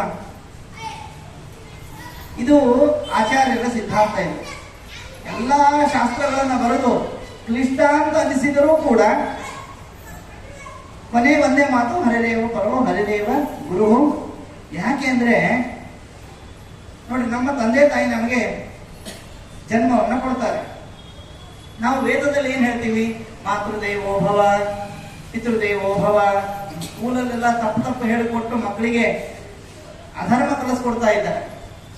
ತಾಯಿಯೇ ದೇವರು, ತಂದೆಯೇ ದೇವರು. ಮತ್ತೆ ಅವರು ಮಕ್ಕಳಾಗಿದ್ದಾರಲ್ವ ಸ್ವಲ್ಪ ವರ್ಷದ ಹಿಂದೆ, ಅವಾಗ ಅವರಿಗೆ ಅದೇ ಪಾಠ. ಎಷ್ಟು ಬೋಗಸ್ ನೋಡ್ರಿ, ಎಂತ ಸುಳ್ಳು ಪಾಠ. ಈ ಪಾಠ ಹೇಳಿದ್ದು ಕ್ಲಾಸಲ್ಲಿರುವಾಗ ಅಲ್ಲ, ನಮ್ ಜನಕ್ಕೆ ಗೊತ್ತೇ ಇಲ್ಲ. ಇದು ಕ್ಲಾಸಲ್ಲಿರುವಾಗ ಹೇಳೋ ಪಾಠ ಅಲ್ಲ. ಇದು ಕ್ಲಾಸ್ ಎಲ್ಲ ಮುಗಿದ ಮೇಲೆ ಮನೆಗೆ ಹೋಗುವಾಗ ಹೇಳ್ಬೇಕು ಇದನ್ನ. ಇಂದಿನಿಂದ ತಾಯಿಯಲ್ಲಿ ದೇವರನ್ನ ವಿಶೇಷವಾಗಿ ಕಾಣು, ಇವತ್ತಿನಿಂದ ತಂದೆಯಲ್ಲಿ ದೇವರನ್ನ ವಿಶೇಷವಾಗಿ ಕಾಣು. ಯಾಕೆಂದ್ರೆ ಇಷ್ಟು ದಿವಸ ತಂದೆ ತಾಯಿ ನಾನೇ ಆಗಿದ್ದೆ, ಗುರು ಹೇಳೋ ಮಾತಿದ್ರು. ಅಲ್ಲಿ ಹೋದ ಮೇಲೆ ಅವ್ರು ಏನು ನಾನು ಮಾಡೇ ಇಲ್ಲ ಅಂತ ಅನ್ಕೊಳ್ಬೇಡ. ನಿನ್ನ ಜನ್ಮವೇ ದೊಡ್ಡ ಕೊಡುಗೆ ಹೊರತು. ಇದು ವೇದದ ಉಪದೇಶ. ಆಮೇಲೆ ಅತಿಥಿ ದೇವೋಭವ ಬಹುಶಃ ವೇದದಲ್ಲಿದೆ, ಮನೆಯಲ್ಲಿಲ್ಲ. ಯಾರಾದ್ರೂ ಬಂದ್ರೆ ಗಾಬರಿ ಆಗುತ್ತೆ ನಮಗೆ, ಬಂದ್ಬಿಟ್ರಲ್ಲ ಅಂತ. ಏನಾದ್ರೂ ಕೊಡ್ಬೇಕು ಅವರಿಗೆ, ನಾವಿರೋ ರೀತಿಯನ್ನ ಚೇಂಜ್ ಮಾಡ್ಕೋಬೇಕಾಗತ್ತೆ, ಯಾಕೆ ನಾವು ಸರಿ ಇಲ್ಲ. ಅವ್ರು ಯಾರಾದ್ರೂ ಮನೆಗೆ ಬಂದ್ರೆ ಕಷ್ಟ ಇದೆ ಎಲ್ಲ. ಆಗ ಸ್ವಲ್ಪ ಈ ಹಡಾಬಿಡಿ ಅಂತೀವಲ್ಲ ತೆಲುಗಲ್ಲಿ, ಹಾಗಾಗತ್ತೆ. ಸ್ವಲ್ಪ ಆ ಕಡೆ ಈ ಕಡೆ ಮಾಡ್ಕೊಂಡು ಅವ್ರು ಬರ್ತಾರೆ. ಅತಿಥಿಗಳನ್ನು ಕಾನ್ಸೆಪ್ಟೇ ಇಲ್ಲ ಈಗ. ಬರೋದಾದ್ರೆ ಮೊದಲೇ ಫೋನ್ ಮಾಡಿ 10 ಸಾರಿ ಫೋನ್ ಮಾಡಿ ಹೇಳ್ಬೇಕು ಅವರಿಗೆ, ನಾನು ಬರ್ತಾ ಇದ್ದೀನಿ, ಎಷ್ಟು ಗಂಟೆಗೆ ಬರ್ತೀರಿ, ಹೆಂಗ್ ಬರ್ತೀರಿ, ಬರ್ತೀರೋ ಇಲ್ವೋ, ಬರೋದಾದ್ರೆ ಏನ್ ಮಾಡ್ಬೇಕು ನಿಮಗೆ. ಇಷ್ಟೆಲ್ಲ ಆದ್ಮೇಲೂ ಅನ್ನ ಸಿಗೋದು, ನೀರು ಸಿಗೋದು ಕಷ್ಟ ಇದೆ. ಹಿಂದಿನ ಕಾಲದಲ್ಲಿ ನಮ್ಮ ಅಜ್ಜಿನೇ ಹೇಳ್ತಾ ಇದ್ರು ನನಗೆ, ಯಾರಾದ್ರೂ ಮನೆಗೆ ಊಟಕ್ಕೆ ಬರೋವರೆಗೂ ಕಾಯೋದಂತೆ. ಊಟಕ್ಕೆ ಬಂದ್ರೆ ಊಟಕ್ಕೆ ಹಾಕೋದು. ಒಂದು ವೇಳೆ ಬರಲಿಲ್ಲ ಅಂದ್ರೆ ಅವ್ರ ಹೆಸರಲ್ಲಿ ಒಂದು ಹಿಡಿ ಅಕ್ಕಿಯನ್ನ ಇಟ್ಟು, ಇದು ಅನ್ನದಾನಂ ಸಮರ್ಪಯಾಮಿ ಅಂತ ಭಗವಂತನಿಗೆ ಅನ್ನದಾನವನ್ನ ಮಾಡಿ. ಭಗವಂತನಿಗೆ ಅನ್ನದಾನ ಅಂತಂದ್ರೆ ಭಗವಂತನ ಹೆಸರಲ್ಲಿ ಮಾಡೋದು. ಎಲ್ಲ ನಮಗೆ ದೇವರೇನಾದ್ರೂ ತಿಂತಾನೆ ನಾವು ಕೊಡ್ತಿದ್ದೇ ಇಲ್ಲ. ಮೃಷ್ಟಾನ್ನ ಭೋಜನ ದೇವರಿಗೆ ನೈವೇದ್ಯ ಮಾಡೋದು ಯಾಕೆ ಅಂದ್ರೆ, ನೈವೇದ್ಯ ಆದ್ಮೇಲೆ ಮತ್ತೆ ನಮಗೆ ಬಡಿಸ್ಲಿಕ್ಕೆ ಬರ್ತದೆ ಅಂತ. ಅದಕ್ಕೆ ದೇವರಿಗೆ ಎಲ್ಲವನ್ನ ಅರ್ಪಣೆ ಮಾಡ್ರಿ. ಮೊದಲನೇ ಕ್ವಾಲಿಟಿ ದೇವರಿಗೆ ಎಲ್ಲವನ್ನ, ಎಲ್ಲ ಕರ್ಮವನ್ನ ಮಾಡ್ತಾ ಇರುವ ಕರ್ಮವನ್ನ ಅರ್ಪಣೆ ಮಾಡ್ರಿ. ಆಮೇಲೆ ಮಾಡಿದ ಕರ್ಮಗಳನ್ನ ಆಗಾಗ ದೇವಸ್ಥಾನಕ್ಕೆ ಹೋಗಿ, ನಮ್ಮಲ್ಲಿ ಏನಂದ್ರೆ ಈ ಬೆಳಗ್ಗೆ ಎದ್ದು ದಯಮಾಡಿ ಇದೊಂದು ಹೇಳ್ಬಿಡ್ತೀನಿ ನಾನು, ಯಾರೂ ಕೂಡ ಟಿವಿಯಲ್ಲಿ ಜ್ಯೋತಿಷ್ಯವನ್ನ ನೋಡಬೇಡಿ. ಜ್ಯೋತಿಷ್ಯ ಅನ್ನೋದು ದಿನ ದಿನ ಹೇಳೋದಲ್ಲ. ಅದು ಜ್ಯೋತಿಷ್ಯ ಅನ್ನೋದು ಏನು ಗೊತ್ತಾ, ಒಂದು ನಿಮ್ಮ ಗ್ರಹಚಾರ, ಅದು ನಿಮ್ಮ ರಾಶಿಯಲ್ಲಿ ಆಯಾ ಗ್ರಹಗಳು ಸಂಚಾರ ಮಾಡ್ತಾ ಇರ್ತವೆ. ನಮಗೇನು ಗೊತ್ತಾ, ಅವ್ರಿಗೆ ಏನಾದರೂ ಸಂಚಾರ ಮಾಡ್ಕೊಳ್ಳಿ. ನಾವೇನು ಅಂದ್ರೆ ದೇವರ ಬಳಿ ಬಂದಿದ್ದೀವಿ. ದೇವರ ಬಳಿ ನಿಂತಾಗ ಗ್ರಹ ಬರುತ್ತೆ, ದೇವರೇನನ್ನು ಕರ್ಕೊಂಡು ಹೋಗ್ಬೇಕಾಗಿದೆ, ನನ್ನ ಭಕ್ತ ಅವನು ಬಿಟ್ಟುಕೊಡಲ್ಲ. ಪ್ರಹ್ಲಾದರಾಜರು ಇದೇ ಮಾತು ಹೇಳ್ತಾರೆ, ನೀವು ದೇವರ ಭಕ್ತರಾದರೆ ಯಮಕಿಂಕರರು ನಿಮ್ಮ ಬಳಿ ಬರೋದಿಲ್ಲ. ಅಂದ್ರೆ ದೇವರ ಭಕ್ತರ ಜವಾಬ್ದಾರಿ ದೇವರದ್ದು. ದೇವರ ಭಕ್ತ ಮಧುಸೂದನನಲ್ಲಿ ಭಕ್ತಿ ಮಾಡಿದವರು ಅವರ ಸುದ್ದಿಗೆ ಹೋಗಬೇಡ್ರಿ. ಅವರ ಸುದ್ದಿಗೆ ವಿಷ್ಣುವೇ ಹೋಗ್ತಾನೆ, ಯಾಕಂದ್ರೆ ಅವ್ರ ಸ್ಟೂಡೆಂಟ್ಸ್ ಅವರೆಲ್ಲ ಮ್ಯಾಥ್ಸ್, ನಮ್ದೆಲ್ಲ ಈ ಕಡೆ ಬೇರೆ ಸಬ್ಜೆಕ್ಟ್. ನಮ್ದೆಲ್ಲ ಏನಂದ್ರೆ ಯಾರು ವಿಷ್ಣುವಿನಲ್ಲಿ ಭಕ್ತಿ ಮಾಡೋದಿಲ್ವೋ, ಯಾರು ದೇವರನ್ನ ತಿರಸ್ಕಾರ ಮಾಡ್ತಾರೋ ಅವರನ್ನೆಲ್ಲ ನಮ್ಮ ಜವಾಬ್ದಾರಿ. ಅವರೆಲ್ಲ ಒಂಥರ ಈ PT ಮಾಸ್ಟರ್ ಸ್ಟೂಡೆಂಟ್ಸ್ ಇದ್ದಂಗೆ, ಡ್ರಿಲ್ ಮಾಸ್ಟರ್ ಇರ್ತಾರೆ ನೋಡಿ, ಅವ್ರ ಸ್ಟೂಡೆಂಟ್ಸ್ ಅವರು. ಇದನ್ನು ಪ್ರಹ್ಲಾದರಾಜರು ಹೇಳ್ತಾರೆ, ಇದು ಸಿದ್ಧಾಂತ, ಇದು ವ್ಯಾಸರ ಸಿದ್ಧಾಂತ, ಇದೇ ಮತ್ತೊಂದು ಸಿದ್ಧಾಂತ.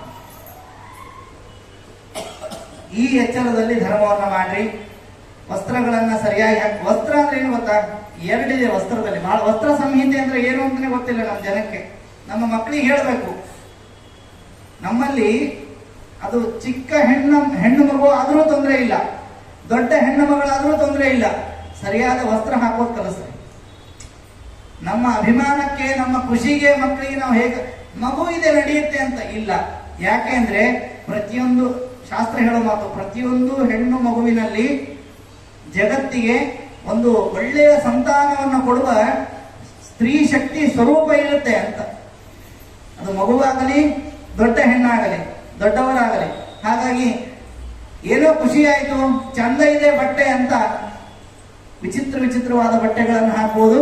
ನಮ್ಮ ಮಕ್ಕಳು ಹಾಳಾಗಿದ್ದಾರೆ ಅಂತ ಒಬ್ಬೆ ಹೊಡೆಯುವುದು. ನಮ್ಮ ಮಕ್ಕಳಿಗೆ ಧರ್ಮ ಹೋಗ್ತಾ ಇಲ್ಲ. ಯಾರಾದ್ರೂ ಮಹಾಭಾರತ ಓದಿದ್ರ? ಇಲ್ಲ. ಮಹಾಭಾರತ ಬುಕ್ಕೇ ಇಲ್ಲ ನಮ್ಮ ಹತ್ರ. ಅದೇ 3 ಗಂಟೆ ಬೇಕಾದಷ್ಟು ವ್ಯವಹಾರಗಳನ್ನ ಮಾಡ್ತೀವಿ ನಾವು.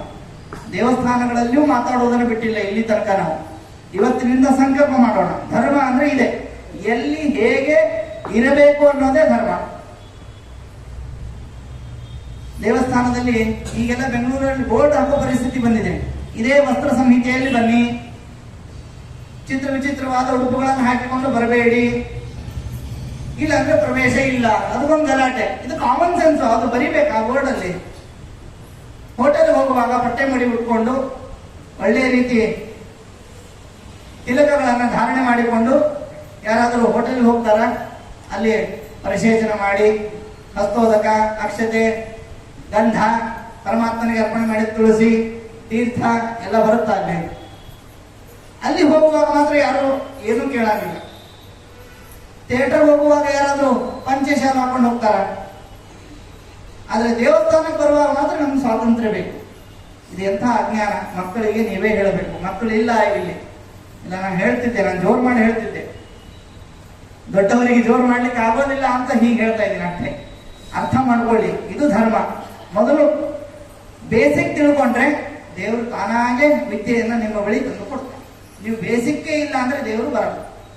ನೀವು ಏನೇ ಕಲೀಲಿಲ್ಲ ಅಂದ್ರೆ, ನಾವು ವೇದ ಅಗ್ನಿಮೀಳೆ ಪುರೋಹಿತಂ ಯಜ್ಞಸ್ಯ ದೇವ ಮೃತ್ಯುಜಂ ಹೋದಾರಂ ರತ್ನಧಾತಮಂ ಅರ್ಥ ಹೇಳ್ರಿ. ಏನೋ ಅಗ್ನಿಮೀಳೆ ಪುರೋಹಿತಂ ಯಜ್ಞಸ್ಯ ದೇವ, ಅದೇ ಅರ್ಥ ಆಗುತ್ತೆ ಅಷ್ಟೇ. ಈ ಗೊತ್ತಿದ್ರೆ, ಅಕ್ಷರ ಗೊತ್ತಿದ್ರೆ ಪದಗಳು ಗೊತ್ತಾಗ್ತವೆ. ಪದ ಗೊತ್ತಿದ್ರೆ, ಪದಕ್ಕೆ ಬರೀ ಪದ ಗೊತ್ತಿದ್ರೆ ಉಪಯೋಗ ಇಲ್ಲ, ಪದಕ್ಕೆ ಅರ್ಥ ಗೊತ್ತಿರಬೇಕು. ಇಲ್ಲಾಂದ್ರೆ ಬಹಳ ಅಪಾರ್ಥ ಹೋಗುತ್ತೆ ನೋಡ್ರಿ. ಧರ್ಮ DRAMA ಅಲ್ಲ, DARMA, ಇದು ಧರ್ಮ. ಸ್ವಲ್ಪ ಆರ್ ಈ ಕಡೆ ಹಾಕಿದ್ರೆ ಏನಾಗುತ್ತೆ? DRAMA, ಡ್ರಾಮಾ ಆಗುತ್ತೆ. ನೀವು ಧರ್ಮ ಮಾಡ್ಲಿಕ್ಕೆ ಹೋಗಿ ಅಕ್ಷರ ವ್ಯತ್ಯಾಸ ಆದ್ರೆ ಡ್ರಾಮಾ ಆಗುತ್ತೆ. ಡ್ರಾಮಾ ಮಾಡಿದ್ರೆ ದೇವರು ಒಪ್ಪಲ್ಲ. ಇಡೀ ವರ್ಷ ಏನೊಂದು 144 ವರ್ಷಗಳಿಗೊಮ್ಮೆ ಮಹಾಕುಂಭಮೇಳ ಬಂದಿದೆ. ನನ್ನ ಹಿಂದಿನ ಜನ್ಮದ ಮುಂದಿನ ಜನ್ಮದ ಎಲ್ಲಾ ಪಾಪನು ಹೋಗ್ಬಿಡುತ್ತೆ ಅಂತ ಮುಳುಗು ಹಾಕಿದ್ರೆ ಪಾಪ ಹೋಗೋದಿಲ್ಲ. ಹೋಗುತ್ತೆ, ಸ್ವಲ್ಪ ಹೋಗುತ್ತೆ, ಏನೋ ಮತ್ತೆ ಅದರ ಮಹಿಮೆನೂ ಇರುತ್ತಲ್ಲ, ಹೋಗುತ್ತೆ. ಆದ್ರೆ ಪೂರ್ತಿ ನೀವು ಕರ್ಮದಿಂದಲೇ ಮೋಕ್ಷವನ್ನು ಪಡಿಬೇಕು. ಇಲ್ಲ ಅಂದ್ರೆ ಅಲ್ಲಿ ಗಂಗಾ ನದಿಯಲ್ಲಿ ಮೀನುಗಳೆಲ್ಲ ಇರ್ತವಲ್ಲ, ಮೀನು, ಕಪ್ಪೆ, ಪ್ರಾಣಿಗಳೆಲ್ಲ, ಜಲಚರ ಪ್ರಾಣಿಗಳು, ಅವೆಲ್ಲ ನಾಳೆ ಸತ್ತ ಮೇಲೆ ಮೋಕ್ಷಕ್ಕೆ ಹೋಗ್ಬೇಕಾಗುತ್ತೆ. ಮತ್ತೆ ಇಷ್ಟೆಲ್ಲ ಜನ್ಮ. ಗರುಡ ಪುರಾಣದಲ್ಲಿ ಒಂದು ಮಾತಿದೆ, ಮೋಕ್ಷಕ್ಕೆ ಬೇಕಾದ ಒಂದೇ ಒಂದು ಶರೀರ ಅಂದ್ರೆ ಅದು ಮಾನವ ಶರೀರ. ದುರ್ಲಭಂ ಮಾನುಷಂ ಜನ್ಮ, ಇದು ಆಚಾರ ಸಿದ್ಧಾಂತ. ಇದನ್ನೇ ಪುರಂದರದಾಸರು ಹೇಳಿದ್ರು. ಮಾನವ ಜನ್ಮ ದೊಡ್ಡದು. ದೊಡ್ಡದು ಅಂದ್ರೆ ಮೇಲ್ ನೋಡಬೇಡಿ, ದೊಡ್ಡದು ಅಂದ್ರೆ ಎಲ್ಲಾ ಜೀವರಾಶಿಗಳಿಗಿಂತಲೂ ಶ್ರೇಷ್ಠವಾದ ಜನ್ಮ. ಯಾಕೆಂದ್ರೆ ಮೋಕ್ಷಕ್ಕೆ ಹೋಗ್ಲಿಕ್ಕಿರುವಂತ ಏಕೈಕ ದೇಹ ಇದು. ಈ ಎಚ್ಚರವನ್ನ ಇಟ್ಟುಕೊಂಡು ಧರ್ಮವನ್ನ ಸರಿಯಾಗಿ ಮಾಡಿ. ನಿಮ್ಗೆಲ್ಲರಿಗೂ ಧರ್ಮದ ಬಗ್ಗೆ ಅರಿವಿರುತ್ತೆ, ಇಗ್ನೋರ್ ಮಾಡ್ತೀವಿ ನಾವು ಅಷ್ಟೇ. ನಮ್ಮಲ್ಲಿ ಏನಂದ್ರೆ ಇಗ್ನೋರೆನ್ಸ್. ನಮಗೆ ಯಾರ ಬಗ್ಗೆನೂ ಏನು, ವೇದವ್ಯಾಸರ ಬಗ್ಗೆನೂ ಗೊತ್ತಿಲ್ಲ. ಮೊನ್ನೆ ಯಾರೋ ಹೇಳ್ತಾ ಇದ್ರು, ರಾಮಾಯಣ ಬರೆದವರು ವೇದವ್ಯಾಸರು. ಏನ್ ಹೇಳೋಣ, ಇದು ಭಾರತದ ಪರಿಸ್ಥಿತಿ. ಹೊರದೇಶದವರು ಇಲ್ಲಿನ ವಿಜ್ಞಾನವನ್ನ, ಇಲ್ಲಿನ ಜ್ಞಾನವನ್ನ ಸುಮ್ಮನೆ ಹೇಳ್ತಾ ಇಲ್ಲ. ಬೇಕಿದ್ರೆ ಪರೀಕ್ಷೆ ಮಾಡಿ ನೋಡಿ, ಅಷ್ಟು ತತ್ವಭರಿತವಾದ ಪ್ರಾಕ್ಟಿಕಲ್ ಆದ ಜ್ಞಾನ. ಆಚಾರ್ಯ ಮಧ್ವರು ದೇವರೇ ದೊಡ್ಡವನು, ಉಳಿದವರೆಲ್ಲ ಅವನ ದಾಸರು ಅಂತ ಹೇಳಿದರು. ಇದು ನಮ್ಮ ಈ ದಕ್ಷಿಣ ಭಾರತದಲ್ಲಿ ಅಷ್ಟು ಚೆನ್ನಾಗಿ ಕಾಣಿಸಲ್ಲ. ಇದು ಉತ್ತರ ಭಾರತಕ್ಕೆ ಹೋಗ್ರಿ ನೀವು, ದೇವರು ಅಂದ್ರೆ ಹೋಗಿ ಪಾದಕ್ಕೆ ಶರಣಾಗಿ ಬಿಡ್ತಾರೆ ಅವರು. ದೇವರು ಅಂದ್ರೆ ಅಲ್ಟಿಮೇಟ್, ಧರ್ಮ ಅಂದ್ರೆ ಅಲ್ಟಿಮೇಟ್ ಅವರಿಗೆ. ನಾವು ಹಿಂಗೆ ಎಲ್ಲಿವರೆಗೆ ಅಂತಂದ್ರೆ ದೇವರ ನಾಮಸ್ಮರಣೆ ಬಿಟ್ಟು ಬೇರೆ ಏನು ಮಾಡಲ್ಲ ಅಂತ ಅವರು. ನಾವೇನಂದ್ರೆ ಬರೀ ಪ್ರತಿಯೊಂದಕ್ಕೂ ಕ್ವಶನ್ ನಮ್ಮಲ್ಲಿ. ಇದು ಯಾಕೆ ಹಿಂಗೆ? ಒಂದು ಸ್ವೀಟ್ ಭಗವಂತನ ಪ್ರಸಾದ ಅಂತ ತಿನ್ನಲ್ಲ ನಾವು. ಈ ಸ್ವೀಟ್ ನೀನೇನೋ ಇದೇ ಮಾಡಿದ್ರು, ಬಹುಶಃ ಉಳಿದಿದೆ ಅಂತ ಹಾಕಿದ್ದಾರೆ ನಮ್ಗೆ. ಅಲ್ಲ, ನಮ್ಮಿಂದ ದೇಣಿಗೆ ಬರೆಸ್ಕೊಂಡ್ರು, ನಮ್ಗೆ ಇಷ್ಟೇ ಕೊಡ್ತಾ ಇದ್ದಾರೆ ನೋಡ್ರಿ. ಅಲ್ಲಿಯೂ ಸ್ವಾರ್ಥ. ಯಾವಾಗ ಬರೋದಿಲ್ಲ ವೈರಾಗ್ಯ. ಊಟದಲ್ಲೂ ಇಲ್ಲ, ಮನೆಯಲ್ಲೂ ಇಲ್ಲ, ದೇವಸ್ಥಾನದಲ್ಲಂತೂ ಇಲ್ವೇ ಇಲ್ಲ. ದೇವಸ್ಥಾನಗಳೆಲ್ಲ ಮುಚ್ಚಿ ಹೋಗ್ತಿವೆ ಈಗ. ನೀವು ಯಾವ್ದಾದ್ರು ದೇವಸ್ಥಾನದಲ್ಲಿ ಪ್ರವಚನ ಆಗೋದು ನೋಡಿದ್ದೀರಾ? ಮಠಗಳಲ್ಲಿ ಪ್ರವಚನ ಆಗುತ್ತೆ. ಯಾಕೆ ಅಂದ್ರೆ ಮಠಗಳಲ್ಲಿ ಆರಾಧನೆಗಳಾಗುತ್ತೆ. ದೇವಸ್ಥಾನದಲ್ಲಿ ಪಾಪ ದೇವರೊಬ್ಬನೇ, ದೇವರು ಹನುಮಂತ ಎಲ್ಲ ಕೂತ್ಕೊಂಡಿರ್ತಾರೆ. ಯಾರಾದ್ರೂ ಬರ್ತಾರ, ಮೋಕ್ಷ ಕೊಡ್ಬೇಕಾ ಅಂತ ನಾವು ಹೋಗೋದೇ ಇಲ್ಲ. ನಾವು ದೇವಸ್ಥಾನಗಳಿಗೆ ಹೋಗಿ ಸೇವೆಯನ್ನ ಮಾಡಿ, ಯಥಾಶಕ್ತಿ ಸೇವೆಯನ್ನ ಮಾಡಿ 1/5 ನೀವು ದಾನ ಮಾಡಿ ಅಷ್ಟೇ. ನಾನು ನಿನ್ನೆ ಹೇಳಿದ್ದೇನೆ, 1/5, 100ರಲ್ಲಿ 20.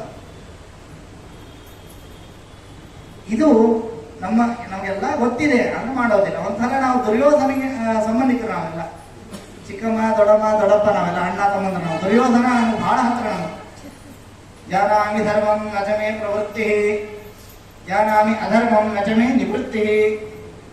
ಧರ್ಮ ಅಲ್ಲಿಂದ ವಾದರಾಜರು ಹೇಳ್ತಾರೆ, ಧರ್ಮದ ಉಳಿವಿಗಾಗಿ ಭಗವಂತ ವೈಕುಂಠದಿಂದ ಬಂದ. ಧರ್ಮದ ಉಳಿವಿಗಾಗಿ ವಾಯುದೇವ ಒಮ್ಮೆ ಅಲ್ಲ 3 ಬಾರಿ, ಈ 3ಕ್ಕೆ ಮುಕ್ತಾಯ ಅಂತೀವಲ್ಲ, ನಾವು ನಿಜವಾಗ್ಲೂ ಮುಕ್ತಾಯನೇ ಮಾಡಿಬಿಟ್ಟಿದ್ದೀವಿ. ಆಚಾರ್ಯ ಮಧ್ವರು ನವಮಿ ದಿವಸ ಬದಲಿ ಯಾತ್ರೆಯನ್ನ ಮಾಡಿದರು ಅಂತ ಸ್ವಲ್ಪ ದುಃಖನೂ ಆಗಬೇಕು, ಸ್ವಲ್ಪ ಎಚ್ಚರನೂ ಇರ್ಬೇಕು ನಮಗೆ. ಅವ್ರು ಯಾಕೆ ಹೋದ್ರು ಗೊತ್ತಾ? ಎಷ್ಟು ಬೇಕೋ ಅಷ್ಟು ಕೊಟ್ಟಿದ್ದೀನಿ, ಇದನ್ನು ಸರಿಯಾಗಿ ಉಳಿಸ್ಕೊಂಡು ಬೆಳೆಸ್ಕೊಂಡು ಹೋಗ್ರಿ ಅಂತ ಅವರು ಹೋಗಿದ್ದು.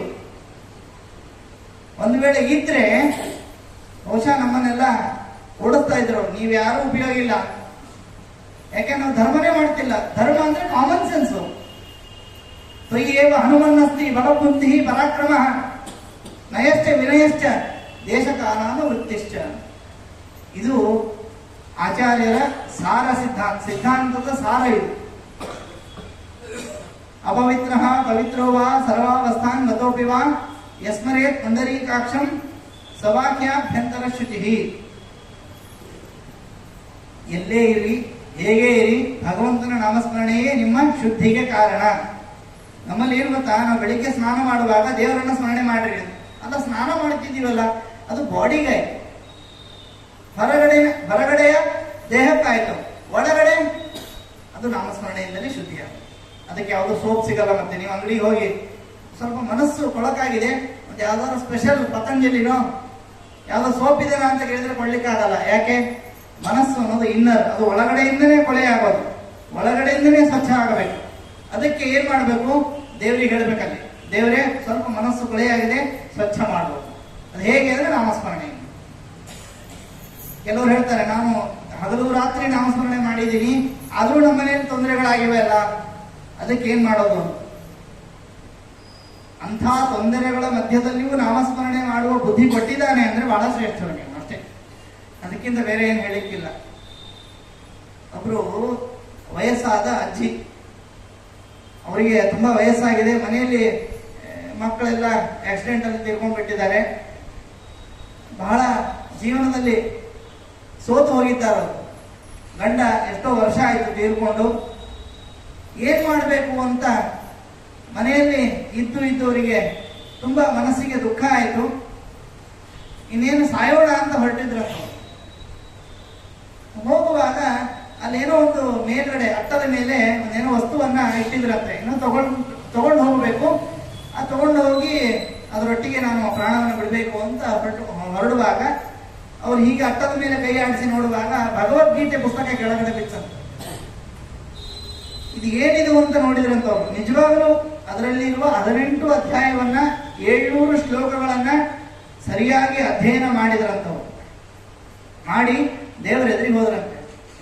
ಭಗವಂತ, ಇಂಥ ಶ್ರೇಷ್ಠವಾದ ದೇಹವನ್ನ ನೀರ್ ಪಾಲು ಮಾಡ್ಲಿಕ್ಕೆ ಹೊರಟಿದ್ದೆ, ತಪ್ಪಾಯ್ತು, ಇದರಿಂದ ಉದ್ಧಾರ ಆಗ್ತೀನಿ ಅಂತ.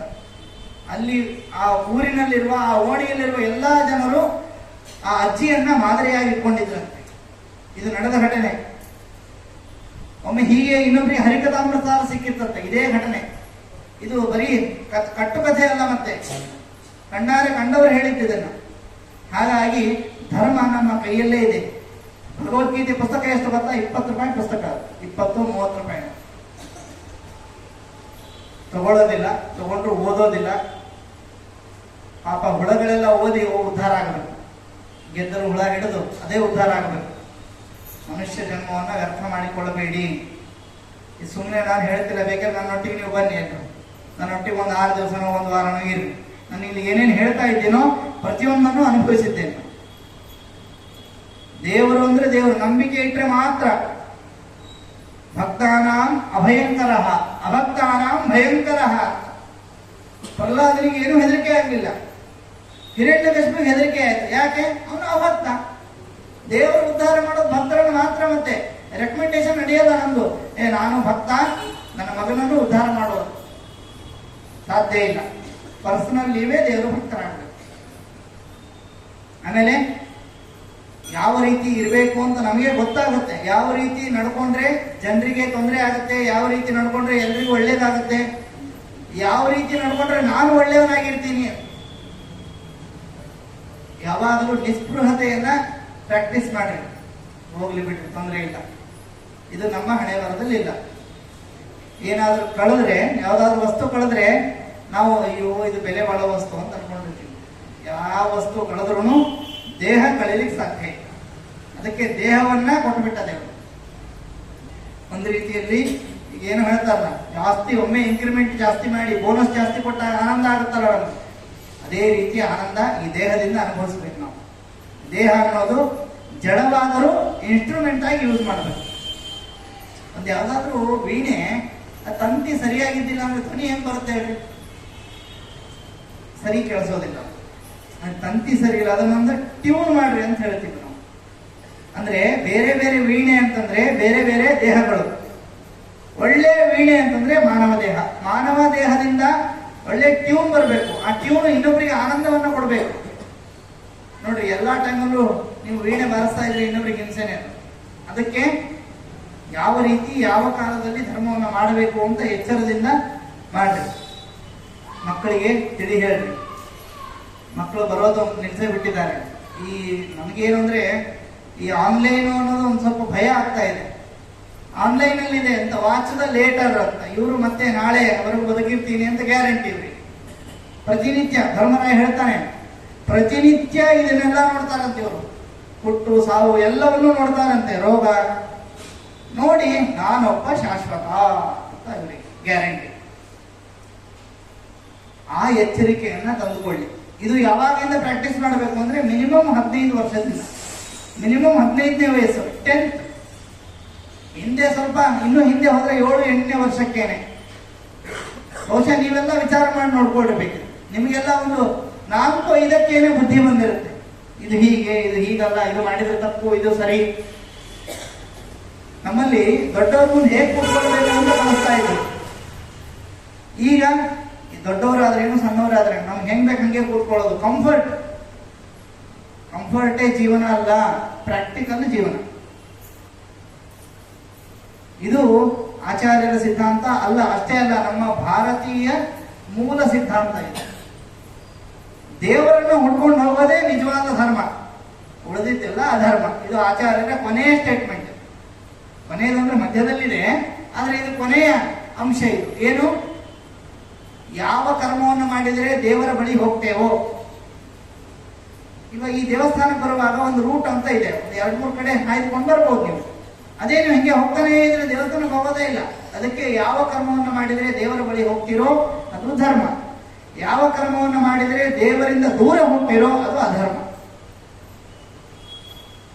ಎಲ್ಲರಿಗೂ ಬೇಕಾಗಿದ್ದೇನೆ ಹೇಳ್ರಿ, ಸುಖಮೇವ ಮೇ ಸ್ಯಾತ್ ದುಃಖಂ ಮಾ ಭೂತ್. ಎಲ್ರಿಗೂ ಸುಖ ಬೇಕು. ಕೊಡ್ತೀನಿ ಬನ್ನಿ ಅಂದ್ರೂ ತಗೊಳ್ತಾ ಇಲ್ಲ ನಾವು. ನಮ್ಗೇನಂದ್ರೆ ಅಡ್ವರ್ಟೈಸ್ಮೆಂಟ್ ಕೊಡ್ಬೇಕು ನಮಗೆ. ಅದನ್ನು ಮಾಡಿದ್ದಾರೆ ಪಾಪ ವ್ಯಾಸರು, ಅಡ್ವರ್ಟೈಸ್ಮೆಂಟು ಮಾಡಿದ್ದಾರೆ ಅವರು. ಅಂದ್ರೆ ಆಯಾ ಋಷಿಗಳಿಂದ ಕಥೆ ಹೇಳಿಸಿ ಆಯಾ ಋಷಿಗಳಿಗೆ ಅನುಭವ ಬರುವಂತೆ ಮಾಡಿ ಅದನ್ನು ಮಾಡಿದ್ದಾರೆ. ನೋಡಪ್ಪ, ಕಶ್ಯಪರು ತಪಸ್ಸನ್ನ ಮಾಡಿ ವಾಮನನನ್ನು ಪಡೆದರು, ನೀವು ತಪಸ್ಸನ್ನ ಮಾಡ್ರಿ, ಭಗವಂತನಂತ ಮಗ ಹೋಗ್ತಾನೆ. ಮಕ್ಕಳಿಗೆ ಧರ್ಮವನ್ನು ಹೇಳುವಾಗ ನೀವು ಧರ್ಮವನ್ನ ಪಾಲಿಸಬೇಕು. ಇದು ಒಂದು ಕಾಮನ್ ಸೆನ್ಸ್. ಮೊಬೈಲ್ ಬಿಡುವಂತ ನೀವು ಹೇಳುವಾಗ ನಿಮ್ಮ ಕೈಯಲ್ಲಿ ಮೊಬೈಲ್ ಇರಬಾರ್ದು.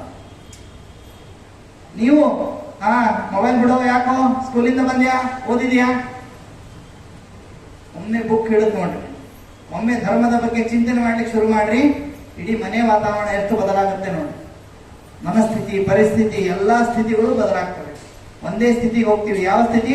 ಆನಂದದ ಸ್ಥಿತಿ. ಇದು ಆಚಾರ್ಯರ ಸಿದ್ಧಾಂತ. ಇದನ್ನ ಎಷ್ಟು ನೋಡ್ರಿ, ಆಚಾರ್ಯರನ್ನ ಮರ್ತೇ ಬಿಟ್ಟಿದೀವಿ ನಾವು. ನಮಗೆ ನೆನಪಾಗೋದೇ ಮಧ್ವನವಮಿಗೆ. ಮಧ್ವನವಮಿ ಅಂತ ಅದರಲ್ಲೂ ಮಧ್ವನವಮಿ ಊಟಕ್ಕೆ ಎಷ್ಟಕ್ಕೆ ಹಾಕ್ತಾರೆ?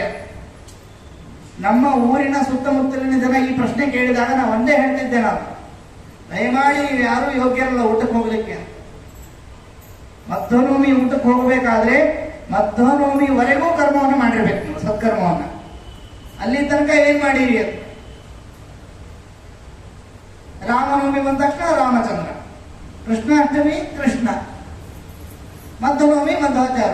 ಅಂದ್ರೆ ಅದು ಹೇಗಿರುತ್ತೆ ಗೊತ್ತಾ? ನನಗೆ ಯಾಕೋ ಒಮ್ಮೊಮ್ಮೆ ಅನ್ಸುತ್ತೆ, ಮಧ್ವಾಚಾರ ಹೋದ್ರಪ್ಪ ಒಳ್ಳೇದಾಯ್ತು ಅಂತ ಹಬ್ಬ ಮಾಡ್ದಂಗೆ. ಹಾಗನ್ನಿಸ್ಬಾರ್ದು. ಮಧ್ವರ ಸಿದ್ಧಾಂತವನ್ನ ನಿಜವಾಗ್ಲೂ ಜೀವನದಲ್ಲಿ ಅಳವಡಿಸಿಕೊಂಡು ಮಧ್ವಾಚಾರ್ಯರು ನಮಗೆ ಎಷ್ಟೆಲ್ಲ ಉಪಕಾರ ಮಾಡಿ ಮಧ್ವನವಮಿ ದಿವಸ ಸಾಕಿನ್ನು ಅಂತ. ಅದು ಹೋಗುವ ಧರ್ಮ. ಅದು ಕೃಷ್ಣನು ಹೋದ, ಆದ್ರೆ ಹೋಗುವಾಗ ಏನ್ ಹೇಳಿದ? ನಾನು ಭಾಗವತದಲ್ಲಿ ಇರ್ತೇನೆ, ಶಾಸ್ತ್ರಗಳಲ್ಲಿ ಇರ್ತೇನೆ, ನಿನ್ನ ಹೃದಯದಲ್ಲೇ ಇದ್ದೇನೆ. ಈಶ್ವರ ಸರ್ವಭೂತಾನ ಹೃದಯೇಶೇ ಅರ್ಜುನ ತಿಷ್ಠತಿ. ನಿನ್ನ ಹೃದಯದಲ್ಲೂ ಇರ್ತೇನೆ, ವಿಚಾರ ಮಾಡಬೇಡ ಅಂತ ಕೃಷ್ಣ ಹೋದ ಹಾಗೆ ಆಚಾರ್ಯ ಮಧ್ವರು ಪಾಠ ಮುಗಿದ ಮೇಲೆ ಅವ್ರ ರೂಮಿಗೆ ಅವ್ರಿಗೆ ಹೋದ್ರು. ಆಚಾರ್ಯರು ಕ್ಲಾಸಿಗೆ ಬಂದಿದ್ರು, ಕ್ಲಾಸ್ ಮುಗೀತು, ಮನೆಗೆ ಹೋದ್ರು. ನೀವು ಕ್ಲಾಸ್ ಮುಗಿದ ಮೇಲೆ ಇಲ್ಲೇ ಇರಿ ಅಂತಂದ್ರೆ ಅವರಿಗೂ ಪಾಠ ನಡೀತಾ ಇದೆ. ಇದನ್ನ ಕೆಲವರು ಅಪಾರ್ಥ ಮಾಡ್ಕೊಂಡು ಬಿಟ್ಟಿದ್ದಾರೆ. ವೇದವ್ಯಾಸರು ಆಚಾರ್ಯರಿಗೆ ಪಾಠ ಮಾಡ್ತಾ ಇದ್ದಾರೆ ಇಂದಿಗೂ ಬದರಿಯಲ್ಲಿ. ಅವರಿಗೆ ಇನ್ನೂ ಪಾಠ ಆಗ್ತಾ ಇದೆ ಅಂದ್ರೆ ವಿಷಯ ಇನ್ನೂ ಜಾಸ್ತಿ ಇದೆ, ಅವ್ರು ಬರೋ ತನಕ ಓದೋದೇ ಬೇಡ ಅಂತ ಹಂಗೂ ಹೇಳಿದವರಿದ್ದಾರೆ. ಅದೇನೋ ದೇವರ ಗುಣಗಳು ಲಕ್ಷ್ಮಿಗೆ ತಿಳಿದಿಲ್ಲಂತೆ. ನರಮಾಪಿ ಪದಾಂಗುಲಿ ರಸ ನಖದೂರಾಗದ ಅನಂತ ಸದ್ಗುಣ. ಪರಮಾತ್ಮನ ಪಾದದ ಹೆಬ್ಬೆರಳಿನ ಕೊನೆಯ ಧೂಳಿನ ಗುಣಗಳನ್ನ ಎಣಿಸ್ತಾ ಇದ್ದಾಳೆ ಲಕ್ಷ್ಮೀದೇವಿ. ಅವಳಿಗೆ ತಿಳಿದಿಲ್ಲ, ನಮಗೇನ್ ತಿಳಿತಾರೆ, ಬಿಟ್ಬಿಡ್ರೆ. ಇದು ಅಲ್ಲ ಕೃಷ್ಣ ಹೇಳಿದ್ದು, ಕೂರಿಸ್ಕೊಂಡು ಹೇಳಿದ ಅವನು. ಧರ್ಮ ಅಂದ್ರೆ ಅದು ಲಕ್ಷ್ಮಿ ತಿಳಿದಿಲ್ಲ ಅಂತ ಯಾಕೆ ಹೇಳಿದ್ದು ಅಂದ್ರೆ ಪರಮಾತ್ಮ ಅಂದ್ರೆ ಅಷ್ಟು ದೊಡ್ಡವನು ಅಂತ. ಅಂಥ ಪರಮಾತ್ಮ ನಮ್ಮನೆ ತನಕ ಬಂದ ಅಂತ. ಅದಕ್ಕೆ ಬಾಗಿಲನ್ನು ತೆರೆದು ಸೇವೆಯನ್ನು ಕೊಡೋ ಹರಿಯೇ ಅಂತಂದ್ರೆ ದೇವಸ್ಥಾನದ ಬಾಗಿಲು, ಯಾವುದೋ ಸಭಾಗೃಹದ ಬಾಗಿಲು ಅಲ್ಲ, ಹೃದಯದ ಬಾಗಿಲನ್ನ ತೆಗಿಬೇಕು. ಅವನೇ ತೆಗಿಬೇಕು, ನಮ್ಗೆ ತೆಗಿಲಿಕ್ಕೆ ಆಗ್ತಾ ಇಲ್ಲ. ಯಾಕಂದ್ರೆ ಬೀಗ ಇಲ್ಲ ನಮ್ಮ ಹತ್ರ. ಬೀಗ ಯಾವುದು ಬರ್ತಾ? ಜ್ಞಾನ. ಬೀಗ ತೆಗೆದು ಬಾಗಿಲು ತೆಗಿಬೇಕು.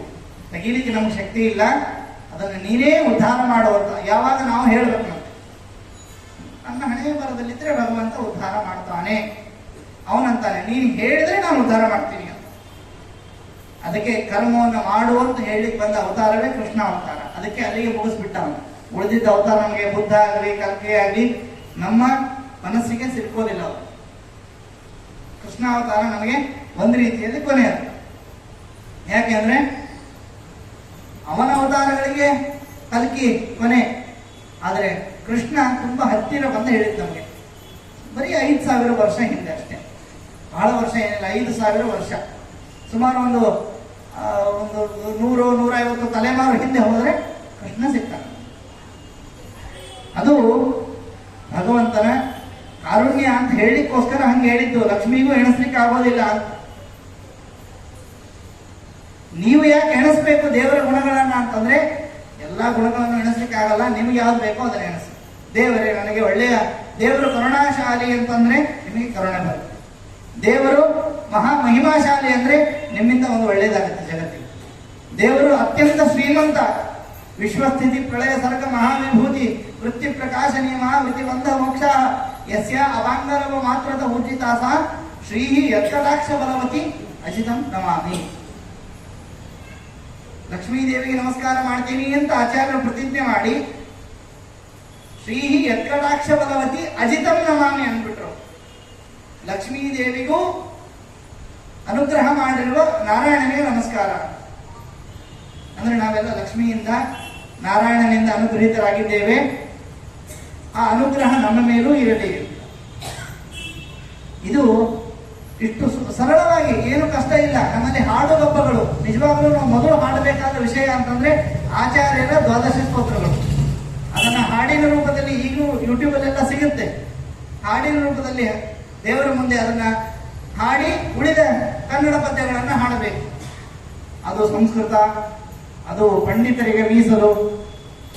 ಒಬ್ರು ಯಾರೋ ನನಗೆ ಹೇಳ್ತಾ ಇದ್ರು, ಸಂಧ್ಯಾವಂದನ ಮಾಡಿದ್ರ ಅಂತ ಕೇಳಿದ್ರು. ನನಗೆ 4 ದಿವಸ ಆಯ್ತು, ಅವ್ರ ಜೀವನದಲ್ಲಿ ಮಾಡೇ ಇಲ್ಲ. ಅವತ್ತು ಒಬ್ಬನೇನ ದಿವಸ ಮಾಡಿದ್ ಬಿಟ್ರೆ ಇನ್ ಯಾವತ್ತೂ ಸಂಧ್ಯಾವಂದನೆ ಮಾಡಿಲ್ಲ ಅವರು. ನನಗನ್ನಿಸ್ತಿತ್ತು, ಮೊದಲು ಸಿಟ್ಟು ಬರ್ತಿತ್ತು. ಆಮೇಲೆ ನಾನು ವಿಚಾರ ಮಾಡಿದೆ, ನಾನೊಮ್ಮೆ ಕೇಳಿಬಿಟ್ಟೆ ಅವರಿಗೆ. ಕೇಳಬೇಕು ಕೇಳಬಾರ್ದು ನನಗೂ ಗೊತ್ತಿದ್ದಿಲ್ಲ, ಬಹಳ ಚಿಕ್ಕವನು. ಅಲ್ಲ ನೀವು ಮಾಡಿದ್ರ ಅಂತ. ಅಲ್ಲಲ್ಲ, ಅದು ನೀವು ವಿದ್ಯಾಪೀಠದವ್ರು ಮಾಡಬೇಕು, ನಮಗೆ ಸಂಬಂಧ ಇಲ್ಲ ಅಂತ. ಊಟ ಆಯ್ತಾ ಅಂತ ಕೇಳಿದ್ರೆ ಇದೇ ಹೇಳ್ಬೇಕಾಗತ್ತ. ಆಮೇಲೆ ಅದೆಲ್ಲ ವಿದ್ಯಾಪೀಠದವ್ರು ಸಂಬಂಧಪಟ್ಟಿದ್ದು, ನೀವು ಯಾರು ಮಾಡಬೇಡ್ರಿ. ಸಂಧ್ಯಾವಂದನ ಅಂದ್ರೆ ಏನು? ಸಂಧ್ಯಾವಂದನ ಅಂದ್ರೆ ಸಿಂಪಲ್, ಇದು ಎಲ್ರಿಗೂ ಅರ್ಥ ಆಗೋ ರೀತಿಯಲ್ಲಿ ಹೇಳ್ತೇನೆ ನಾನು. ದೇವರು ನಿಮ್ಮನ್ನ ಹುಟ್ಟಿಸಿದ್ದಾನೆ. ದೇವರ ಆ ಸೃಷ್ಟಿಯಿಂದ ನೀವು ದೇಹದಿಂದ ಕರ್ಮವನ್ನು ಮಾಡ್ತಾ ಇದ್ದೀರಿ. ಆ ಕರ್ಮಗಳಿಗೆ ನಿಯಾಮಕ ಪರಮಾತ್ಮ ಅವನು ಮೇಲೆ ಇದ್ದಾನೆ, ಕಾಲದ ನಿಯಾಮಕನಾಗಿದ್ದಾನೆ. ಆ ಕಾಲಕ್ಕೊಂದು ನಮಸ್ಕಾರ, ಅದು ನಿಮ್ಮ ರೀತಿಯಲ್ಲಿ ಮಾಡ್ಕೊಂಡು ಯೋ ದೇವ ಸವಿತಾಸ್ಮಾಕಂ ಧಿಯೋ ಧರ್ಮಾದಿ ಗೋಚರೆ ಪ್ರೇರೆಯತ್ ತಸ್ಯ ತತ್ಫಲಕಃ ತದ್ವರೆಣ್ಯ ಮೋಪಾಸ್ಮಹೆ. ಇದು ಪೌರಾಣಿಕ ಗಾಯತ್ರಿ, ಎಲ್ಲರೂ ಹೇಳಬಹುದು. ಇದು ದೇವರಿಗೆ ಒಂದು ನಮಸ್ಕಾರ. ಯಾಕೆಂದ್ರೆ ಪ್ರಾಣಿ ಪಕ್ಷಿಗಳೇ ಕಾಯ್ತಾ ಇರ್ತವಂತೆ. ಎಂಥ ಸಡ್ಡಿ ಭಗವಂತನದ್ದು. ಒಂದು ಕಡೆ ಉಪ್ಪು ನೀರು, ಅದೇ ನೀರು ಸಿಹಿಯಾಗಿ ನಮ್ಮ ಮನೆ ಬರುತ್ತೆ. ಇದು ಅದ್ಭುತ ಅಲ್ವಾ? ಉಪ್ಪು ನೀರು ನೇರವಾಗಿ ಕುಡಿಬಹುದಾ? ಇಲ್ಲ. ಅದನ್ನ ಆವಿ ಮಾಡಿಕೊಂಡು ಇಂದ್ರ ವರುಣ ಎಲ್ಲ ಸ್ಟೋರ್ ಮಾಡಿ, ಇಂದ್ರ ಮಳೆ ಸುರಿಸಿ, ವರುಣ ಅದನ್ನ ಭೂಮಿಯಲ್ಲಿ ಸ್ಟೋರ್ ಮಾಡಿ, ಅದನ್ನ ಯಾರೋ ಸರ್ಕಾರದವರು ಸ್ಟೋರ್ ಮಾಡಿ, ಕಾರ್ಪೊರೇಷನ್ ಅವರು ಈಗೆಲ್ಲ ಓಕೆ, ಒಂದಿನಕ್ಕೊಮ್ಮೆ ನೀರು ಬರ್ತಾ ಇದೆ ಗಂಗಾವತಿಯಲ್ಲಿ ಅಂತ ಕೇಳ್ಪಟ್ಟೆ ನಾನು. ಮುಂಚೆ 15 ದಿವಸಕ್ಕೊಮ್ಮೆ ಸ್ಟೋರ್ ಮಾಡಿ ಇಡ್ತಿದ್ವಿ ನಾವು ಅಲ್ವಾ? ಅಷ್ಟು ಕಷ್ಟ ಇದ್ದ ಪರಿಸ್ಥಿತಿಯಿಂದ ಭಗವಂತ ನಮ್ಮನ್ನು ಪಾರು ಮಾಡಿದ್ದಾನೆ. ನಮ್ಮಲ್ಲಿ ಈಗ ಊಟಕ್ಕೊಂದು ಕೂತಾಗ ನಲ್ಲಿ ಆನ್ ಮಾಡೋದು, ಅದೊಂದು ಬರ್ತದೆ. ಮುಂದೆ ಪಕ್ಕದಲ್ಲೇ ನಲ್ಲಿ ಆನ್ ಮಾಡೋದು, ನೀರು ಇಟ್ಕೊಳ್ಳೋದು, ಅದೊಂದು ಬರುತ್ತೆ. ಅಷ್ಟು ಸರಳವಾಗಿ ಮಾಡಿಕೊಟ್ಟಿದ್ದಾನೆ. ಆದರೆ ಧರ್ಮದ ನೆಲೆ ನಮಗಿನ್ನೂ ಸಿಕ್ಕಿಲ್ಲ. ಎಷ್ಟು ಸರಳವಾಗಿದೆ ನೋಡ್ರಿ, ಕೈಗೆ ಎಟಕಿದ್ರೆ ಪಾಠ. ಎಷ್ಟು ಆನ್ಲೈನ್ ಕ್ಲಾಸ್ಗಳು, ಎಷ್ಟು ವಿದ್ಯಾಪೀಠಗಳು,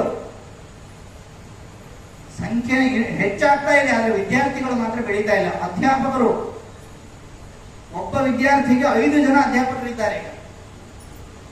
ಹಿಂದೆ ಒಬ್ಬ ಅಧ್ಯಾಪಕ 500 ಜನ ವಿದ್ಯಾರ್ಥಿಗಳು ಇರ್ತಿದ್ರು. ಶೌನಕರ ಆಸ್ಥಾನದಲ್ಲಿ 10,000 ಜನ ವಿದ್ಯಾರ್ಥಿಗಳು. ಇಡೀ ಭಾರತದಲ್ಲಿ ಹುಡುಕಿದ್ರೆ 10,000 ಜನ ಸಿಗಲ್ಲ ನಮಗೀಗ. ಧರ್ಮವನ್ನು ಓದೋರಿಗೆ ಸರಿಯಾದ ರೀತಿಯಲ್ಲಿ ಬೆಲೆ ಕೊಟ್ರೆ ಧರ್ಮವನ್ನ ನಾವು ಆರಾಮಾಗಿ ಉಳಿಸ್ಬೋದು. ಭರವಸೆ ಮೂಡಬೇಕಾದ್ರೆ ಧರ್ಮವನ್ನ ಉಳಿಸುವವರಿಗೆ ನಾವು ಬೆಂಬಲವಾಗಿ ನಿಲ್ಲಬೇಕು. ಅಷ್ಟೇ ನಮ್ಮ ಧರ್ಮ. ಅದರಿಂದ ಒಂದು ಬೆನಿಫಿಟ್ ಏನು ಅಂದ್ರೆ, ಮುಂದಿನ ಜನ್ಮದಲ್ಲಿ ಒಳ್ಳೆಯ ಮನೆ ಆಗುತ್ತೆ, ಒಳ್ಳೆಯ ವಾಹನ, ಒಳ್ಳೆಯ ಮಡದಿ, ಒಳ್ಳೆಯ ಗಂಡ, ಒಳ್ಳೆಯ ಮಕ್ಕಳು, ಒಳ್ಳೆಯ ಪರಿಸರ, ಒಳ್ಳೆಯ ಗುರು, ಒಳ್ಳೆಯ ವಿದ್ಯೆ. ಕೊನೆಗೆ ಬರೋದು ವಿದ್ಯೆನೇ. ಮತ್ತೆ ದೇವರು ಅದನ್ನೇ ಕೇಳೋದು, ಏನೇನಾಯ್ತಪ್ಪ, ಎಷ್ಟು ಓದಿದೀನಿ. ದೇವರು ನಮ್ಮ ಅಪ್ಪನೂ ಹೌದು. ಅದಕ್ಕೆ ಆಚಾರ್ಯ 2 ಹೇಳಿದರು. ತುಂಬಾ ಸ್ಟ್ರಿಕ್ಟ್ ಆಗಿಯೂ ಇದ್ದಾನೆ, ಸ್ವಲ್ಪ ಮಮತೆಯಿಂದ ನೋಡಿಕೊಳ್ಳುವ ತಾಯಿಯಾಗೂ ಇದ್ದಾನೆ. ಹರಿರೇವ ಬರೋ ಹರಿರೇವ ಗುರು. ಪಾಠ ಮಾಡೋನು ಅವನೇ, ಸಾಯಂಕಾಲ ಅಭ್ಯಾಸ ಮಾಡಿರೋ ಇಲ್ಲೋ ಅಂತ ಕೇಳೋನು ಅವನೇ. ಹರಿರೇವ ಪರಹ ಹರಿರೇವ ಗುರು ಹರಿರೇವ ಜಗತ್ ಪಿತೃ ಮಾತೃ. ಮತ್ತೆ ಜ್ಞಾನ, ನಿಮ್ಮಲ್ಲಿ ಬರುವ ಆ ಜ್ಞಾನವೂ ಅವನೇ, ಕೊಡುವ ಜ್ಞಾನವೂ ಅವನೇ. ಯಾಕೆಂದ್ರೆ ಜ್ಞಾನವೇ ಯಾರ ಜ್ಞಾನ ಅಂದ್ರೆ ಪರಮಾತ್ಮನ ಜ್ಞಾನ. ಇಷ್ಟು. ಅದಕ್ಕೆ ಇವತ್ತಿನಿಂದ ಒಂದು ಸಂಕಲ್ಪ, ಮುಂದಿನ ಮಧ್ವನವಮಿ ಒಳಗಡೆ ಆಚಾರ್ಯರ ಗ್ರಂಥವನ್ನು, ಮಹಾಭಾರತವನ್ನು ಎಷ್ಟಾಗುತ್ತಷ್ಟೋ ನಾನು ಓದ್ತೇನೆ ಅಂತ ಸಂಕಲ್ಪ ಮಾಡಬೇಕು. ಅದಕ್ಕೋಸ್ಕರ ವಿದ್ಯಾಪೀಠಗಳಿವೆ. ಗಂಗಾವತಿಯಲ್ಲೇ ಪೇಜಾವರ ಶ್ರೀಗಳು ಉತ್ತರ ಕರ್ನಾಟಕದವರಿಗೋಸ್ಕರ ವಿದ್ಯಾಪೀಠ ಮಾಡಿದ್ದು. ನಮ್ಮ ಮಕ್ಕಳು ಇನ್ನೂ ಹುಟ್ಟೋದೇ ಇಲ್ಲ, ಇನ್ನೂ ಮದುವೆನೇ ಆಗಿರಲ್ಲ, ಆವಾಗಲೇ ಒಂದು ತೀರ್ಮಾನ ಏನು ಅಂದ್ರೆ, ಇವರು ಒಂದು ವೇಳೆ ಮದುವೆ ಆದ್ರೆ, ಒಂದು ವೇಳೆ ಮಗ ಆದ್ರೆ ಅಥವಾ ಮಗಳಾದ್ರೆ, ಇವರು ಆಗೋದಾದ್ರೆ 2 ಆಗಬೇಕು, 3ನೇದಕ್ಕೆ ಅವಕಾಶನೇ ಇಲ್ಲ. 2 ಯಾವುದು ಅಂತ ನೋಡ್ರಿ, ಒಂದು ಇಂಜಿನಿಯರು, ಇನ್ನೊಂದು ಡಾಕ್ಟರ್. ಉಳಿದವರೆಲ್ಲ ಯಾಕೆ ಯಾರು ಕಷ್ಟಪಡ್ಬಾರ್ದು. ಎಂಥ ಭ್ರಮೆಯಲ್ಲಿದ್ದೀವಿ ನಾವು. ಎಲ್ಲ ದೊಡ್ಡ ದೊಡ್ಡ ವೈದ್ಯರು ಹೇಳ್ತಾ ಇರೋದೇನಂದ್ರೆ, ಸ್ವಲ್ಪ ಕಷ್ಟಪಡಿ ಅಂತ. ಚೂರು ಕಷ್ಟಪಡ್ರಿ, ಒಂದು 5 ನಿಮಿಷ ಕಾಯಿರಿ, ಸ್ವಲ್ಪ ಮ್ಯೂಚುವಲ್ ಫಂಡ್ ಅಲ್ಲಿ ದುಡ್ಡು ಬೆಳೆದಂಗೆ ನಿಮ್ಮ ಕರ್ಮ ಬೆಳೀತದೆ. ಒಂದು 10 ನಿಮಿಷ ಕಾಯಿರಿ ಅಂತ. ನಮ್ಗೆ ಕಾಯೋದು ಇಲ್ಲ, ಇವತ್ತಾಗಲೇಬೇಕು. ಈ ಎಚ್ಚರದಿಂದ ನಾವು ಧರ್ಮ ಅಂದ್ರೆ ಮೊದಲು ಧರ್ಮ ಉಳಿಸೋರು, ಧರ್ಮವನ್ನು ಬೆಳೆಸೋರನ್ನ ಹುಡುಕ್ರಿ. ಇದು ಮಹಾಭಾರತದ ಮಾತುಕತೆ, ನಂದಲ್ಲ ಇದು. ಆಚಾರ್ಯನೋ ಅವ್ರಿಗೇನೋ ಬೆನಿಫಿಟ್ ಆಗಬೇಕು ಅಂತ ಹೇಳ್ತಾ ಇದ್ದಾರೆ ಅನ್ಕೋಬೇಡಿ. ಮಹಾಭಾರತದಲ್ಲೇ ಇದೆ. ಯಾರಾದ್ರೂ ಧರ್ಮವನ್ನ, ಶಾಸ್ತ್ರವನ್ನ ಉಳಿಸೋರಿದ್ರೆ ಹುಡ್ಕೊಂಡು ಹೋಗ್ರಿ ಅಂತ. ನಮ್ಮಲ್ಲಿ ಏನಂದ್ರೆ ದಾನ ಅಂದ್ರೆ ಅವರೇ ಬಂದು ತಗೊಳ್ಳಿ.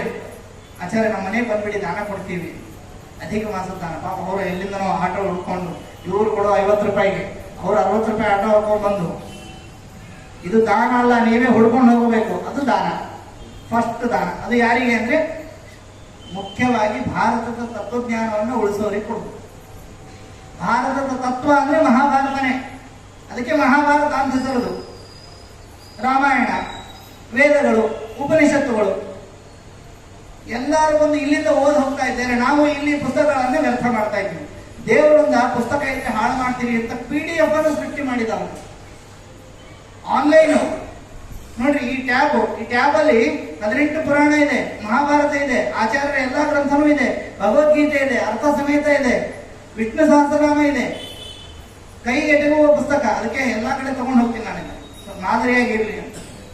ಆಚಾರ್ಯ ಎಲ್ಲಿದೆ ಪುಸ್ತಕ ನೋಡ್ರಿ, ಎಲ್ಲ ಇದೆ.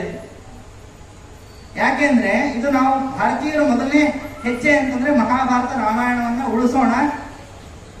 ಇಲ್ಲ ಅಂದ್ರೆ ಬೇರೆಯವರು ಬಂದು ಹೇಳ್ತಾರೆ ನೋಡಿ, ಆಮೇಲೆ ಬೇರೆಯವರು ಮಹಾಭಾರತವನ್ನ ಆ ಕಡೆ ಈ ಕಡೆ ಮಾಡಿ ಹಾಳು ಮಾಡಿ ನಮ್ಗೆ ಹೇಳುವ ಪರಿಸ್ಥಿತಿ ಬರುತ್ತೆ. ಅಲ್ಲಿವರೆಗೂ ನಾವು ಕಾಯೋದು ಬೇಡ. ಇವತ್ತಿನಿಂದಲೇ ಸಂಕಲ್ಪ. ನಾವು ದೇವರ ಎದುರಿಗೆ ಬಂದು 10 ಬಾರಿ ಏನ್ ಕೇಳ್ತೀವಿ, ನನ್ನ ಮಕ್ಕಳ ಮದುವೆ ಆಗ್ಲಿ, ನನ್ನ ಮನೆ ಆಗ್ಲಿ, ಎಷ್ಟು ಅಂತ ಕೇಳೋದು ದೇವರಿಗೆ ಪ್ರತಿ ಜನ್ಮದಲ್ಲಿ ಕೇಳಿ ಕೇಳಿ ಸಾಕಾಗಿ ಹೋಯ್ತು. ದೇವರಿಗೆ ಕಿವಿ ಕೇಳೋದಂತ ಕಿವಿ ಮುಚ್ಕೊಂಡ್ಬಿಟ್ಟಿದ್ದಾನೆ ನಾವು ದೇವರು. ಬಂದವನು ಇದೇ ಕೇಳ್ತಾರೆ ಇವರು. ದೇವರಿಗೆ ಒಂಚೂರು ಅರ್ಶನ ಕುಂಕುಮ ಏರಿಸೋದು, ಭಗವಂತ ನಮ್ಮ ಮನೆ ಒಳ್ಳೇದಾಗ್ಲಿ, ಉಳಿದವ್ರು ಹಾಳಾಗಿ ಹೋಗ್ಲಿ, ಹಂಗೆ ಹೇಳೋದಾಗದು. ನಮ್ಗೆ ಒಳ್ಳೇದಾಗ್ಲಿ ಅನ್ನೋ ಅರ್ಥ ಏನು? ಉಳಿದವ್ರು ಹಾಳಾಗಿ ಹೋಗ್ಲಿ, ನನ್ನ ಮಗ ಫಸ್ಟ್ ಬರ್ಲಿ ಅಂದ್ರೆ ಉಳಿದವರೆಲ್ಲ ಹಾಳಾಗಿ ಹೋಗ್ಲಿ, ಅವ್ರ ಜೀವನದಲ್ಲಿ ಉದ್ಧಾರ ಆಗಬಾರ್ದು. ನನ್ನ ಮಗ ಏನಿದ್ರು IT BT ಒಳ್ಳೆ ಕಂಪ್ನಿಯಲ್ಲಿ ಮ್ಯಾನೇಜರ್ ಆಗ್ಬೇಕು, ಉಳಿದವರು ವಾಚ್ಮನ್ ಕ್ಲರ್ಕ್ ಏನೋ ಆಗ್ಬೇಕು. ಇದು ಎಂಥ ಅಜ್ಞಾನ! ಇದನ್ನು ಬೇಡಬೇಕಾ ನಾವು? ಇದು ನಮ್ಮ ಜೀವನನ ಅಲ್ಲ. ನಮ್ಮ ಭಾರತೀಯರು ಋಷಿ ಮುನಿಗಳು ಏನ್ ಹೇಳ್ಕೊಟ್ರು ಗೊತ್ತಾ? ನನಗಿಲ್ಲ ಅಂದ್ರೂ ಪರವಾಗಿಲ್ಲ, ನೀನ್ ಚೆನ್ನಾಗಿರು, ಅದರಲ್ಲೂ ಧರ್ಮ ಉಳಿಸೋರು ಚೆನ್ನಾಗಿರ್ಬೇಕು. ಪಾಂಡವರು 5 ಮಂದಿ ಆದ್ರೂ ಈ ಕಡೆ ಬಂದ, ಅವ್ರು ಯಾಕೆ ಧರ್ಮ ಉಳಿಸ್ತಾರೆ? ಅವ್ರು 100 ಮಂದಿ ಇದ್ರು ಅಲ್ಲಿ ಹೋಗ್ಲಿಲ್ಲ. ನಮ್ದೇನೋ ಮೆಜಾರಿಟಿ, 10ರಲ್ಲಿ 11, 10ರಲ್ಲಿ 1 ಆಗೋಣ, 10ರಲ್ಲಿ 11 ಆಗಬೇಕು. 10 ಜನ 10 ಥರ ಹೇಳ್ತಾರೆ, ಕೇಳಬೇಡಿ. ಅದಕ್ಕೆ ಮಹಾಭಾರತ ನಮ್ಮಲ್ಲಿ ವಿದ್ಯಾಮಾನ ತೀರ್ಥರು, ವಿಶ್ವೇಶ ತೀರ್ಥರು, ಅವರ ಜೀವನ ಪದ್ಧತಿ ಏನು ಅಂತಂದ್ರೆ, ಅವ್ರ ಜೀವನದಲ್ಲಿ ನೋಡ್ರಿ ಎಲ್ಲಾ ಕಡೆ ಎಲ್ಲರಿಗೂ ಅನುಗ್ರಹ ಮಾಡಿದ್ದಾರೆ.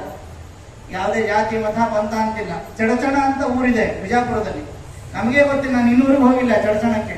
ಅಲ್ಲಿ ಎಷ್ಟೋ ಮನೆಗಳನ್ನ ಕಟ್ಸಿದ್ದಾರಂತೆ, ಭೂಕಂಪ ಆಗಿ ಮನೆಗಳೆಲ್ಲ ಬಿದ್ದಿತ್ತಂತೆ, ಮನೆಗಳನ್ನ ಕಟ್ಸಿದ್ರು. ಅದೆಲ್ಲ ಬುದ್ಧಿ ಹೆಂಗ್ ಬಂತವರಿಗೆ ಅಂದ್ರೆ ಆಚಾರ್ಯ ಸಿದ್ಧಾಂತದಿಂದ. ನಾನಾ ಜನಸ್ಯ ಶುಶ್ರೂಷಾ ಕರ್ಮಾಖ್ಯ ಕರವನ್ವಿತೇಹೇ. ಜಗತ್ತಿನಲ್ಲಿ ನೊಂದ ಜನರ ಸೇವೆಯನ್ನ ಮಾಡುವುದೇ ನಿಜವಾದ ಭಗವಂತನ ಪೂಜೆ. ಅಷ್ಟೇ ಮಾಡಬೇಡಿ, ಮತ್ತೆ ನಿಮ್ಮ ಪರ್ಸನಲ್ ಕರ್ಮಗಳನ್ನು ಮಾಡಿ ಇನ್ನೊಬ್ಬರಿಗೆ ಒಳ್ಳೆಯದನ್ನು ಮಾಡ್ರಿ.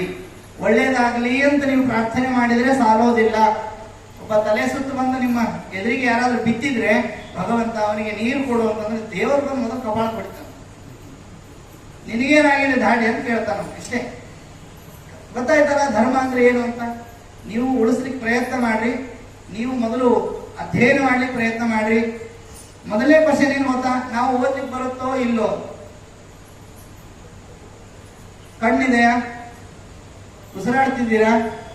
ಕಣ್ ಕಾಣಿಸುತ್ತಾ? ಅಕ್ಷರ ಗೊತ್ತಾಗತ್ತಾ? ಕಿವಿ ಕೇಳುತ್ತಾ? ಓದ್ರಿ, ಕೇಳ್ರಿ ಅಂದ್ರೆ ಏನು ಗೊತ್ತಾ? 2. ಒಂದು ಕಿವಿಯಿಂದ ಕೇಳ್ರಿ, ಇನ್ನೊಂದು ಬಾಯಿಯಿಂದ ಕೇಳ್ರಿ. ಕ್ವಶನ್ ಓದ್ತಾ ಇರುವಾಗ ಡೌಟ್ ಬರುತ್ತೆ, ಓದ್ದೇ ಹೋದ್ರೆ ಡೌಟೇ ಬರಾಕಿಲ್ಲ. ಈ ಪರೀಕ್ಷೆ ಬರೆಯುವಾಗ ಓದ್ದೇ ಇರೋ ಏನೂ ಡೌಟ್ ಇರೋದಿಲ್ಲ.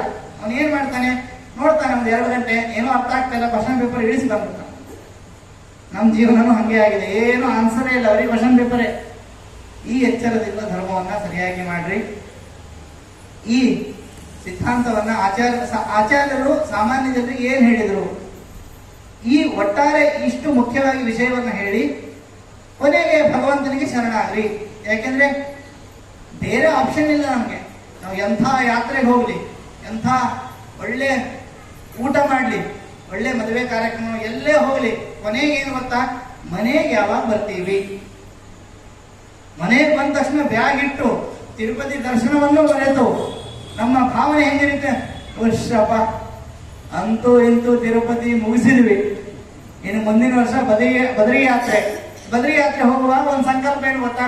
ಅಲ್ಲೇ ಹೋಗ್ತೀನೋ ಏನೋ, ಹಂಗೆಲ್ಲ ಇಟ್ಕೊಂಡು ದೇವಸ್ಥಾನಕ್ಕೆ ಹೋಗ್ಬ. ಖುಷಿಯಿಂದ ಹಬ್ಬ ಭಗವಂತ ದರ್ಶನ ಕೊಟ್ಟ ಅಂತ ಆನಂದದಿಂದ ಬಂದು ಒಂದು 4 ಜನಕ್ಕೆ ಅನ್ನದಾನ ಮಾಡಬೇಕು. ಒಂದು ಯಾವುದೋ ಒಂದು ಯಜ್ಞವನ್ನು, ಒಂದು ಹೋಮವನ್ನು ಮಾಡಿಸಿ ಒಂದು 4 ಜನಕ್ಕೆ ಅನ್ನದಾನ ಮಾಡಿದ್ರೆ ಮತ್ತೆ ಜಾಸ್ತಿ ಪುಣ್ಯ ಆಗುತ್ತೆ. ದರ್ಶನಕ್ಕಿಂತಲೂ ಜಾಸ್ತಿ ಪುಣ್ಯ ಆಗುತ್ತೆ. ಮತ್ತೆ ಅದೇ ಈ ಶ್ರಾದ್ದದಲ್ಲಿ ಈಗ ಗೆಟ್ ಟುಗೆದರ್ ಆಗಿಬಿಟ್ಟಿದೆ. ಈಗ ಶ್ರಾದ್ದದಲ್ಲಿ ಏನಂದ್ರೆ ಮನೆ ಮಂದಿ ಕರೆಯೋದು, ಶ್ರಾದ್ದಕ್ಕೆ ಬ್ರಾಹ್ಮಣರನ್ನು ಕರಿಬೇಕು ಅಂತ ಇದೆ. ಉಲ್ಟಾ ಆಗಿಬಿಟ್ಟಿದೆ. ಈಗ ಮನೆ ಮಂದಿ ಎಲ್ಲ ಬರಬೇಕು, ಬ್ರಾಹ್ಮಣರು ಒಬ್ಬರೇ ಪಾಪ. ಅವರು ಇಲ್ಲಿಂದ ಅಲ್ಲಿ ಬರ್ಲಿಕ್ಕೆ ಪಾಪ ಎಷ್ಟೋ ಕಷ್ಟ ಆಗ್ಬಿಟ್ಟು, ವಯಸ್ಸು ಬೇರೆ ಆಗಿರುತ್ತೆ, ಅನಿವಾರ್ಯ. ನಿನ್ನೆ ಒಂದು ಊಟ, ಇವತ್ತೊಂದು ಊಟ, ಪಾಪ ಶ್ರಾದ್ದದಿಂದಲೇ ಬದುಕ್ತಿರ್ತಾರೆ ಏನೋ. ಬ್ರಾಹ್ಮಣರನ್ನ ಕರಿಬೇಕಂತೆ, ಮಿನಿಮಮ್ 5 ಜನ. ಯಾಕೆ ಕರೆಯಲ್ಲ ಅಂದ್ರೆ ಅವರಿಗೆ ದಕ್ಷಿಣೆ ಕೊಡ್ಬೇಕಾಗ್ತದೆ. ಇದು ಶಾಸ್ತ್ರದ ವಿರುದ್ಧ ಧರ್ಮ. ಇದನ್ನ ಮಾಡಿ ದೇವರ ಹತ್ರ ಒಳ್ಳೇದು ಕೇಳೋದು. ದೇವರೇ, ನಮ್ಮ ತಂದೆಗೆ ಒಳ್ಳೆಯ ಗತಿಯನ್ನು ಕೊಡುವುದು. ಅವನು ಹೇಳ್ತಾನೆ, ಒಳ್ಳೆ ಕರ್ಮ ಮಾಡು, ಗತಿಯನ್ನು ಕೊಡ್ತೀನಿ ಅಂತ. ಇಷ್ಟು ಸೂಕ್ಷ್ಮ ಇದೆ. ಅದಕ್ಕೆಲ್ಲ ಪ್ರಮಾಣಗಳಿವೆ. ಎಲ್ಲದಕ್ಕೂ ಪ್ರಮಾಣ ನೀವು ಹುಡ್ಕೊಂಡು ಹೋದ್ರೆ ಸಿಗಲ್ಲ. ಯಾಕೆಂದ್ರೆ ನಮ್ಮ ಮನಸ್ಥಿತಿ ಬಹಳ ಹಿಂದೆ ಉಳಿದಿದೆ. ದೇವರು ತುಂಬಾ ಮುಂದೆ ಇದ್ದಾನೆ. ಸ್ವಲ್ಪ ಬೇಗ ಓಡೋಣ. ದೇವರ ಹತ್ತಿರ ಹೋಗಬೇಕಾದ್ರೆ ಭಕ್ತಿಯಿಂದ ಮಾತ್ರ ಸಾಧ್ಯ. ಹಾಗಾಗಿ ಯಾವುದೇ ಕರ್ಮವನ್ನು ಮಾಡುವಾಗ ಇನ್ನೊಂದು ಕರ್ಮವನ್ನು ಮಾಡಬೇಡಿ. ಮೊನ್ನೆನೂ ಹೇಳಿದ್ದೆ, ಇವತ್ತು ಹೇಳ್ತೀನಿ, ಯಾವುದೇ ಕಾರಣಕ್ಕೂ ಪ್ರವಚನ ಕೇಳುವಾಗ ಬೇರೆ ಸುದ್ದಿ ಬೇಡವೇ ಬೇಡ. ಮನೆ ಬೀಗ ಸರಿಯಾಗಿ ಹಾಕಿದ್ದೀನೋ ಇಲ್ಲೋ, ಹಾಲಲ್ಲಿ ದುಡ್ಡು ಇಟ್ಬಿಟ್ಟಿದ್ದೆ, ಯಾರೋ ತಗೊಳ್ತಾರ ಏನೋ, ಮೊಮ್ಮಗು ಬೇರೆ ಅಲ್ಲೇ ಇದೆ, ತಗೊಂಡು ಹರಿದು ಹಾಕಿದ್ರೆ, ಇದು ಪ್ರಾಕ್ಟಿಕಲ್ ಆಗಿ ಬರಬೇಕು. ಆ ಎಚ್ಚರದಿಂದ ಕರ್ಮವನ್ನ ಮಾಡ್ರಿ ಅಂತ ಆಚಾರ್ಯ ಬಂದರು. ಕುರು ಪುಂಕ್ಷ ಕರ್ಮ ನಿಜಂ ಅಂದ್ರೆ ನಿಮ್ಮ ಕರ್ಮವನ್ನ ನೀವೇ ಮಾಡಬೇಕು, ಅದನ್ನ ನೀವೇ ಉಣಬೇಕು, ಇನ್ನೊಬ್ಬರಿಗೆ ಹಂಚಲಿಕ್ಕೆ ಬರೋದಿಲ್ಲ. ಅದು ದೊಡ್ಡವರಿಗೆ ಸಾಧ್ಯ, ಅದು ಅವರದ್ದೇ ಆಗಿರುತ್ತೆ, ಅವರದ್ದನ್ನೇ ಅವ್ರಿಗೆ ಕೊಟ್ಟಿರ್ತಾರೆ. ನಮಗೆ ಕಾಣಿಸುವಾಗ ಅವರ ಆಯಸ್ಸನ್ನು ಮತ್ತೊಂದನ್ನು ಕೊಟ್ಟಂಗೆ ಕಾಣಿಸುತ್ತೆ. ಅದು ನಮಗೆ ಪಾಠ ಅಷ್ಟೇ. ಅವರು ದೊಡ್ಡವರು, ನಾವು ಅವರಿಂದ ಕಲಿಯಬೇಕಾದವರು. ಇದು ಮೊದಲನೇದಾಗಿ ಧರ್ಮ ತಿಳಿಬೇಕಾದ್ರೆ ಮಹಾಭಾರತ ಓದಬೇಕು, ಅಥವಾ ಮಹಾಭಾರತವನ್ನು ಸಂಪೂರ್ಣವಾಗಿ ಕೇಳಬೇಕು. ಮಹಾಭಾರತ ಕೇಳೋ ಪದ್ಧತಿ ಹೋಗೇ ಬಿಟ್ಟಿದೆ ನಮಗೆ. ಪುರಾಣಗಳಂತೂ ಮುಗದೇ ಹೋಯ್ತು. ಪುರಾಣ ಅಂತಾರೆ. ಹಿಂದೆ ಪುರಾಣ ಅಂದ್ರೆ ಏನ್ ಗೊತ್ತಾ, ಅದು ಸ್ಪೆಷಲ್ ಸಬ್ಜೆಕ್ಟ್ ಆಗಿತ್ತು ನಮ್ಮ ಋಷಿಮುನಿಗಳಿಗೆ. ಶೌನಕರು ಸೂತರನ್ನ ಕರೆದು ಸ್ಪೆಷಲ್ ಪ್ರವಚನ, ಸ್ಪೀಚ್, ಏನಂದ್ರೆ ಪುರಾಣದ ಸ್ಪೀಚ್. ಆಯಾ ಕಾಲದ ಆಯಾ ದೇವರ ಅವತಾರಗಳ ಬಗ್ಗೆ, ಆ ರೂಪಗಳ ಬಗ್ಗೆ, ತೀರ್ಥಕ್ಷೇತ್ರಗಳ ಬಗ್ಗೆ ಹೇಳ್ತಾ ಇದ್ರು. ಯಾಕೆಂದ್ರೆ ಅವರಿಗೆ ಅಲ್ಲೇ ಕೂತ್ಕೊಂಡು ಭಗವಂತನನ್ನ ಕಾಣ್ತಾ ಇದ್ರು ಶಿಷ್ಯಂದ್ರು. ಅವರಿಗೆಲ್ಲ ಊರಿನ ಸುದ್ದಿಯನ್ನ ಹೇಳ್ತಾ ಇದ್ರು. ನೋಡು, ಇಂಥ ಊರಲ್ಲಿ ಹೀಗಿದೆ, ಅಂತ ಊರಲ್ಲಿ ಆ ತೀರ್ಥ ಇದೆ. ಅವರೇನ್ ತೀರ್ಥಕ್ಕೆ ಹೋಗ್ತಿದ್ದಿಲ್ಲ ಮತ್ತೆ ಸ್ನಾನಕ್ಕೆ. ಅವ್ರಿಗೆ ಗ್ಯಾರಂಟಿ ಇತ್ತು. ಯಾಕೆ? ನಾಮಸ್ಮರಣೆಗೆ ಸ್ನಾನ ಅಂತ. ಗೋವಿಂದೇತಿ ಸದಾ ಸ್ನಾನಂ, ಗೋವಿಂದೇತಿ ಸದಾ ಜಪಂ, ಗೋವಿಂದೇತಿ ಸದಾ ಧ್ಯಾನಂ, ಸದಾ ಗೋವಿಂದ ಕೀರ್ತನಂ. ಕಥೆ ಹೇಳೋದಾದ್ರೆ ಗೋವಿಂದನ್ ಹೇಳಿ, ಕಥೆ ಕೇಳೋದಾದ್ರೆ ಗೋವಿಂದನ ಕಥೆಯನ್ನು ಕೇಳಿ. ಇಷ್ಟೇ. ಇದೇ ಮಹಾಭಾರತದ ಸಿದ್ಧಾಂತ. ಇದು ಅಗ್ನಿ ಪುರಾಣದಲ್ಲೂ ಇದೆ, ಎಲ್ಲಾ ಪುರಾಣದಲ್ಲೂ ಇದೆ. ಆದರೆ ನಾವು ನೋಡುವ ದೃಷ್ಟಿ ಸರಿಯಾಗಿರ್ಬೇಕು. ಇದು ಭಗವಂತನ ಮಹಿಮೆಯನ್ನ ತಿಳಿಸ್ಲಿಕ್ಕೋಸ್ಕರ ಆಚಾರ್ಯ ಮಧ್ವರು ನಮ್ಮ ಕರ್ನಾಟಕದಲ್ಲಿ ನೋಡ್ರಿ, 2 ಅವತಾರ ನಮ್ಮ ಕರ್ನಾಟಕದೊಳಗೆ ಆಗಿತ್ತು. ಒಂದು ಪಾಪ ಇರ್ಲಿ ಅಂತ ಆ ಕಡೆ ಆಗಿತ್ತು, ಉತ್ತರ ಭಾರತದಲ್ಲಿ, ಅದು ಹಿಮಾಲಯದ ಆಚೆ ಆ ಕಡೆ. ಹನುಮಂತ ಮತ್ತು ಆಚಾರ್ಯ ಮಧ್ವರು. ಹನುಮಂತ ಈ ಕಡೆ ಬಂದ, ಬಹುಶಃ ಮನುಷ್ಯನಾಗಿ ಬಂದಿದ್ರೆ ಓಡಿಸ್ಬಿಡ್ತಿದ್ವಿ ನಾವು. ಹತ್ತಿರನೇ, ಇಲ್ಲೇ ಹಂಪಿ ಹತ್ರ ಇದೆ, 30-40 ಕಿಲೋಮೀಟರ್ ಇರಬೇಕು ಅಂತ ಅನ್ಸುತ್ತೆ. ಅಂತ ಹನುಮಂತನ ನಾಡಿನಲ್ಲಿ ಬಂದವರು ಸ್ವಲ್ಪ ಎಚ್ಚರದಿಂದ ಭಕ್ತಿಯನ್ನ ನಿಸ್ಪೃಹವಾಗಿ ಮಾಡಬೇಕು. ಬರೀ ಹಂಗೆ ಮಾಡಬೇಡ್ರಿ, ಬರೀ ಭಕ್ತಿ ಭಗವಂತ ರಾಮ ರಾಮ ಅಂದ್ರೆ ಅರ್ಥ ಆಗೋದಿಲ್ಲ. ಏನು ರಾಮ ಅಂದ್ರೆ ಏನು? ಇಡೀ ವಂಶವೇ ನೆನಪಾಗಬೇಕು ನಮಗೆ, ಇಡೀ ಚರಿತೆಯೇ ನೆನಪಾಗಬೇಕು. ಚರಿತಂ ರಘುನಾಥಸ್ಯ ಶತಕೋಟಿ ಪ್ರವಿಸ್ತರಂ ಅಂತ. ಪ್ರತಿಯೊಂದು ಅಕ್ಷರವೂ ರಾಮನನ್ನ ಹೇಳ್ತಾ ಇದೆ. ಅಂತಹ ರಾಮನ ಭಕ್ತನಾಗಿ ಹನುಮಂತ, ರಾಮನ ಬರೀ ಭಕ್ತ ಅಂದ್ರೆ ಜ್ಞಾನಪೂರ್ವಕ ಭಕ್ತಿಯ ಭಕ್ತನಾಗು ಅಂತ ಹೇಳಿಕೋಸ್ಕರ ಆಚಾರ್ಯರು ಬಂದಿತ್ತು. ವಿತೌಟ್ ಜ್ಞಾನ ಭಕ್ತಿ ಉಪಯೋಗ ಇಲ್ಲ, ವಿತೌಟ್ ಭಕ್ತಿ ಜ್ಞಾನ ಉಪಯೋಗ ಇಲ್ಲ. ಬುಕ್ಕಿಶ್ ನಾಲೆಜ್ ಇರುತ್ತೆ ಕೆಲವರಿಗೆ, ಆ ಪುಸ್ತಕದಲ್ಲಿ ಎಷ್ಟನೇ ಶ್ಲೋಕ, ಎಷ್ಟನೇ ಸಾಲು, ಎಷ್ಟನೇ ಪದ, ಆದ್ರೆ ಏನು ಅದರಲ್ಲಿ ಏನಿದೆ ಸಾರ ಭಗವಂತ ಅಂತ ಗೊತ್ತಿಲ್ಲ ಅವರಿಗೆ. ಸಾರಾತ್ ಸಾರೋಹಿ ಭಗವಾನ್ ವಿಷ್ಣು ಸರ್ಗಾಧಿಕೃತ್ ವಿಭು. ಇದು ಎಲ್ಲ ಪುರಾಣಗಳ ಆಚಾರ್ಯರ ಸಿದ್ಧಾಂತದ ಸಾರ. ಇನ್ನೂ ಹೇಳಲಿಕ್ಕೆ ಬೇಕಾದಷ್ಟು ವಿಷಯಗಳಿವೆ. ಮತ್ತೆ ಅನುಕೂಲ ಆದಾಗ ಎಲ್ಲರೂ ಸೇರಿ ತಿಳಿಯೋಣ ಅಂತ ಹೇಳ್ತಾ ಶ್ರೀಕೃಷ್ಣಾರ್ಪಣಮಸ್ತು. ಹರೇ ರಾಮ ರಾಮ ರಾಮ ಹರೇ ಹರೇ, ಹರೇ ಕೃಷ್ಣ ಕೃಷ್ಣ ಕೃಷ್ಣ ಹರೇ ಹರೇ.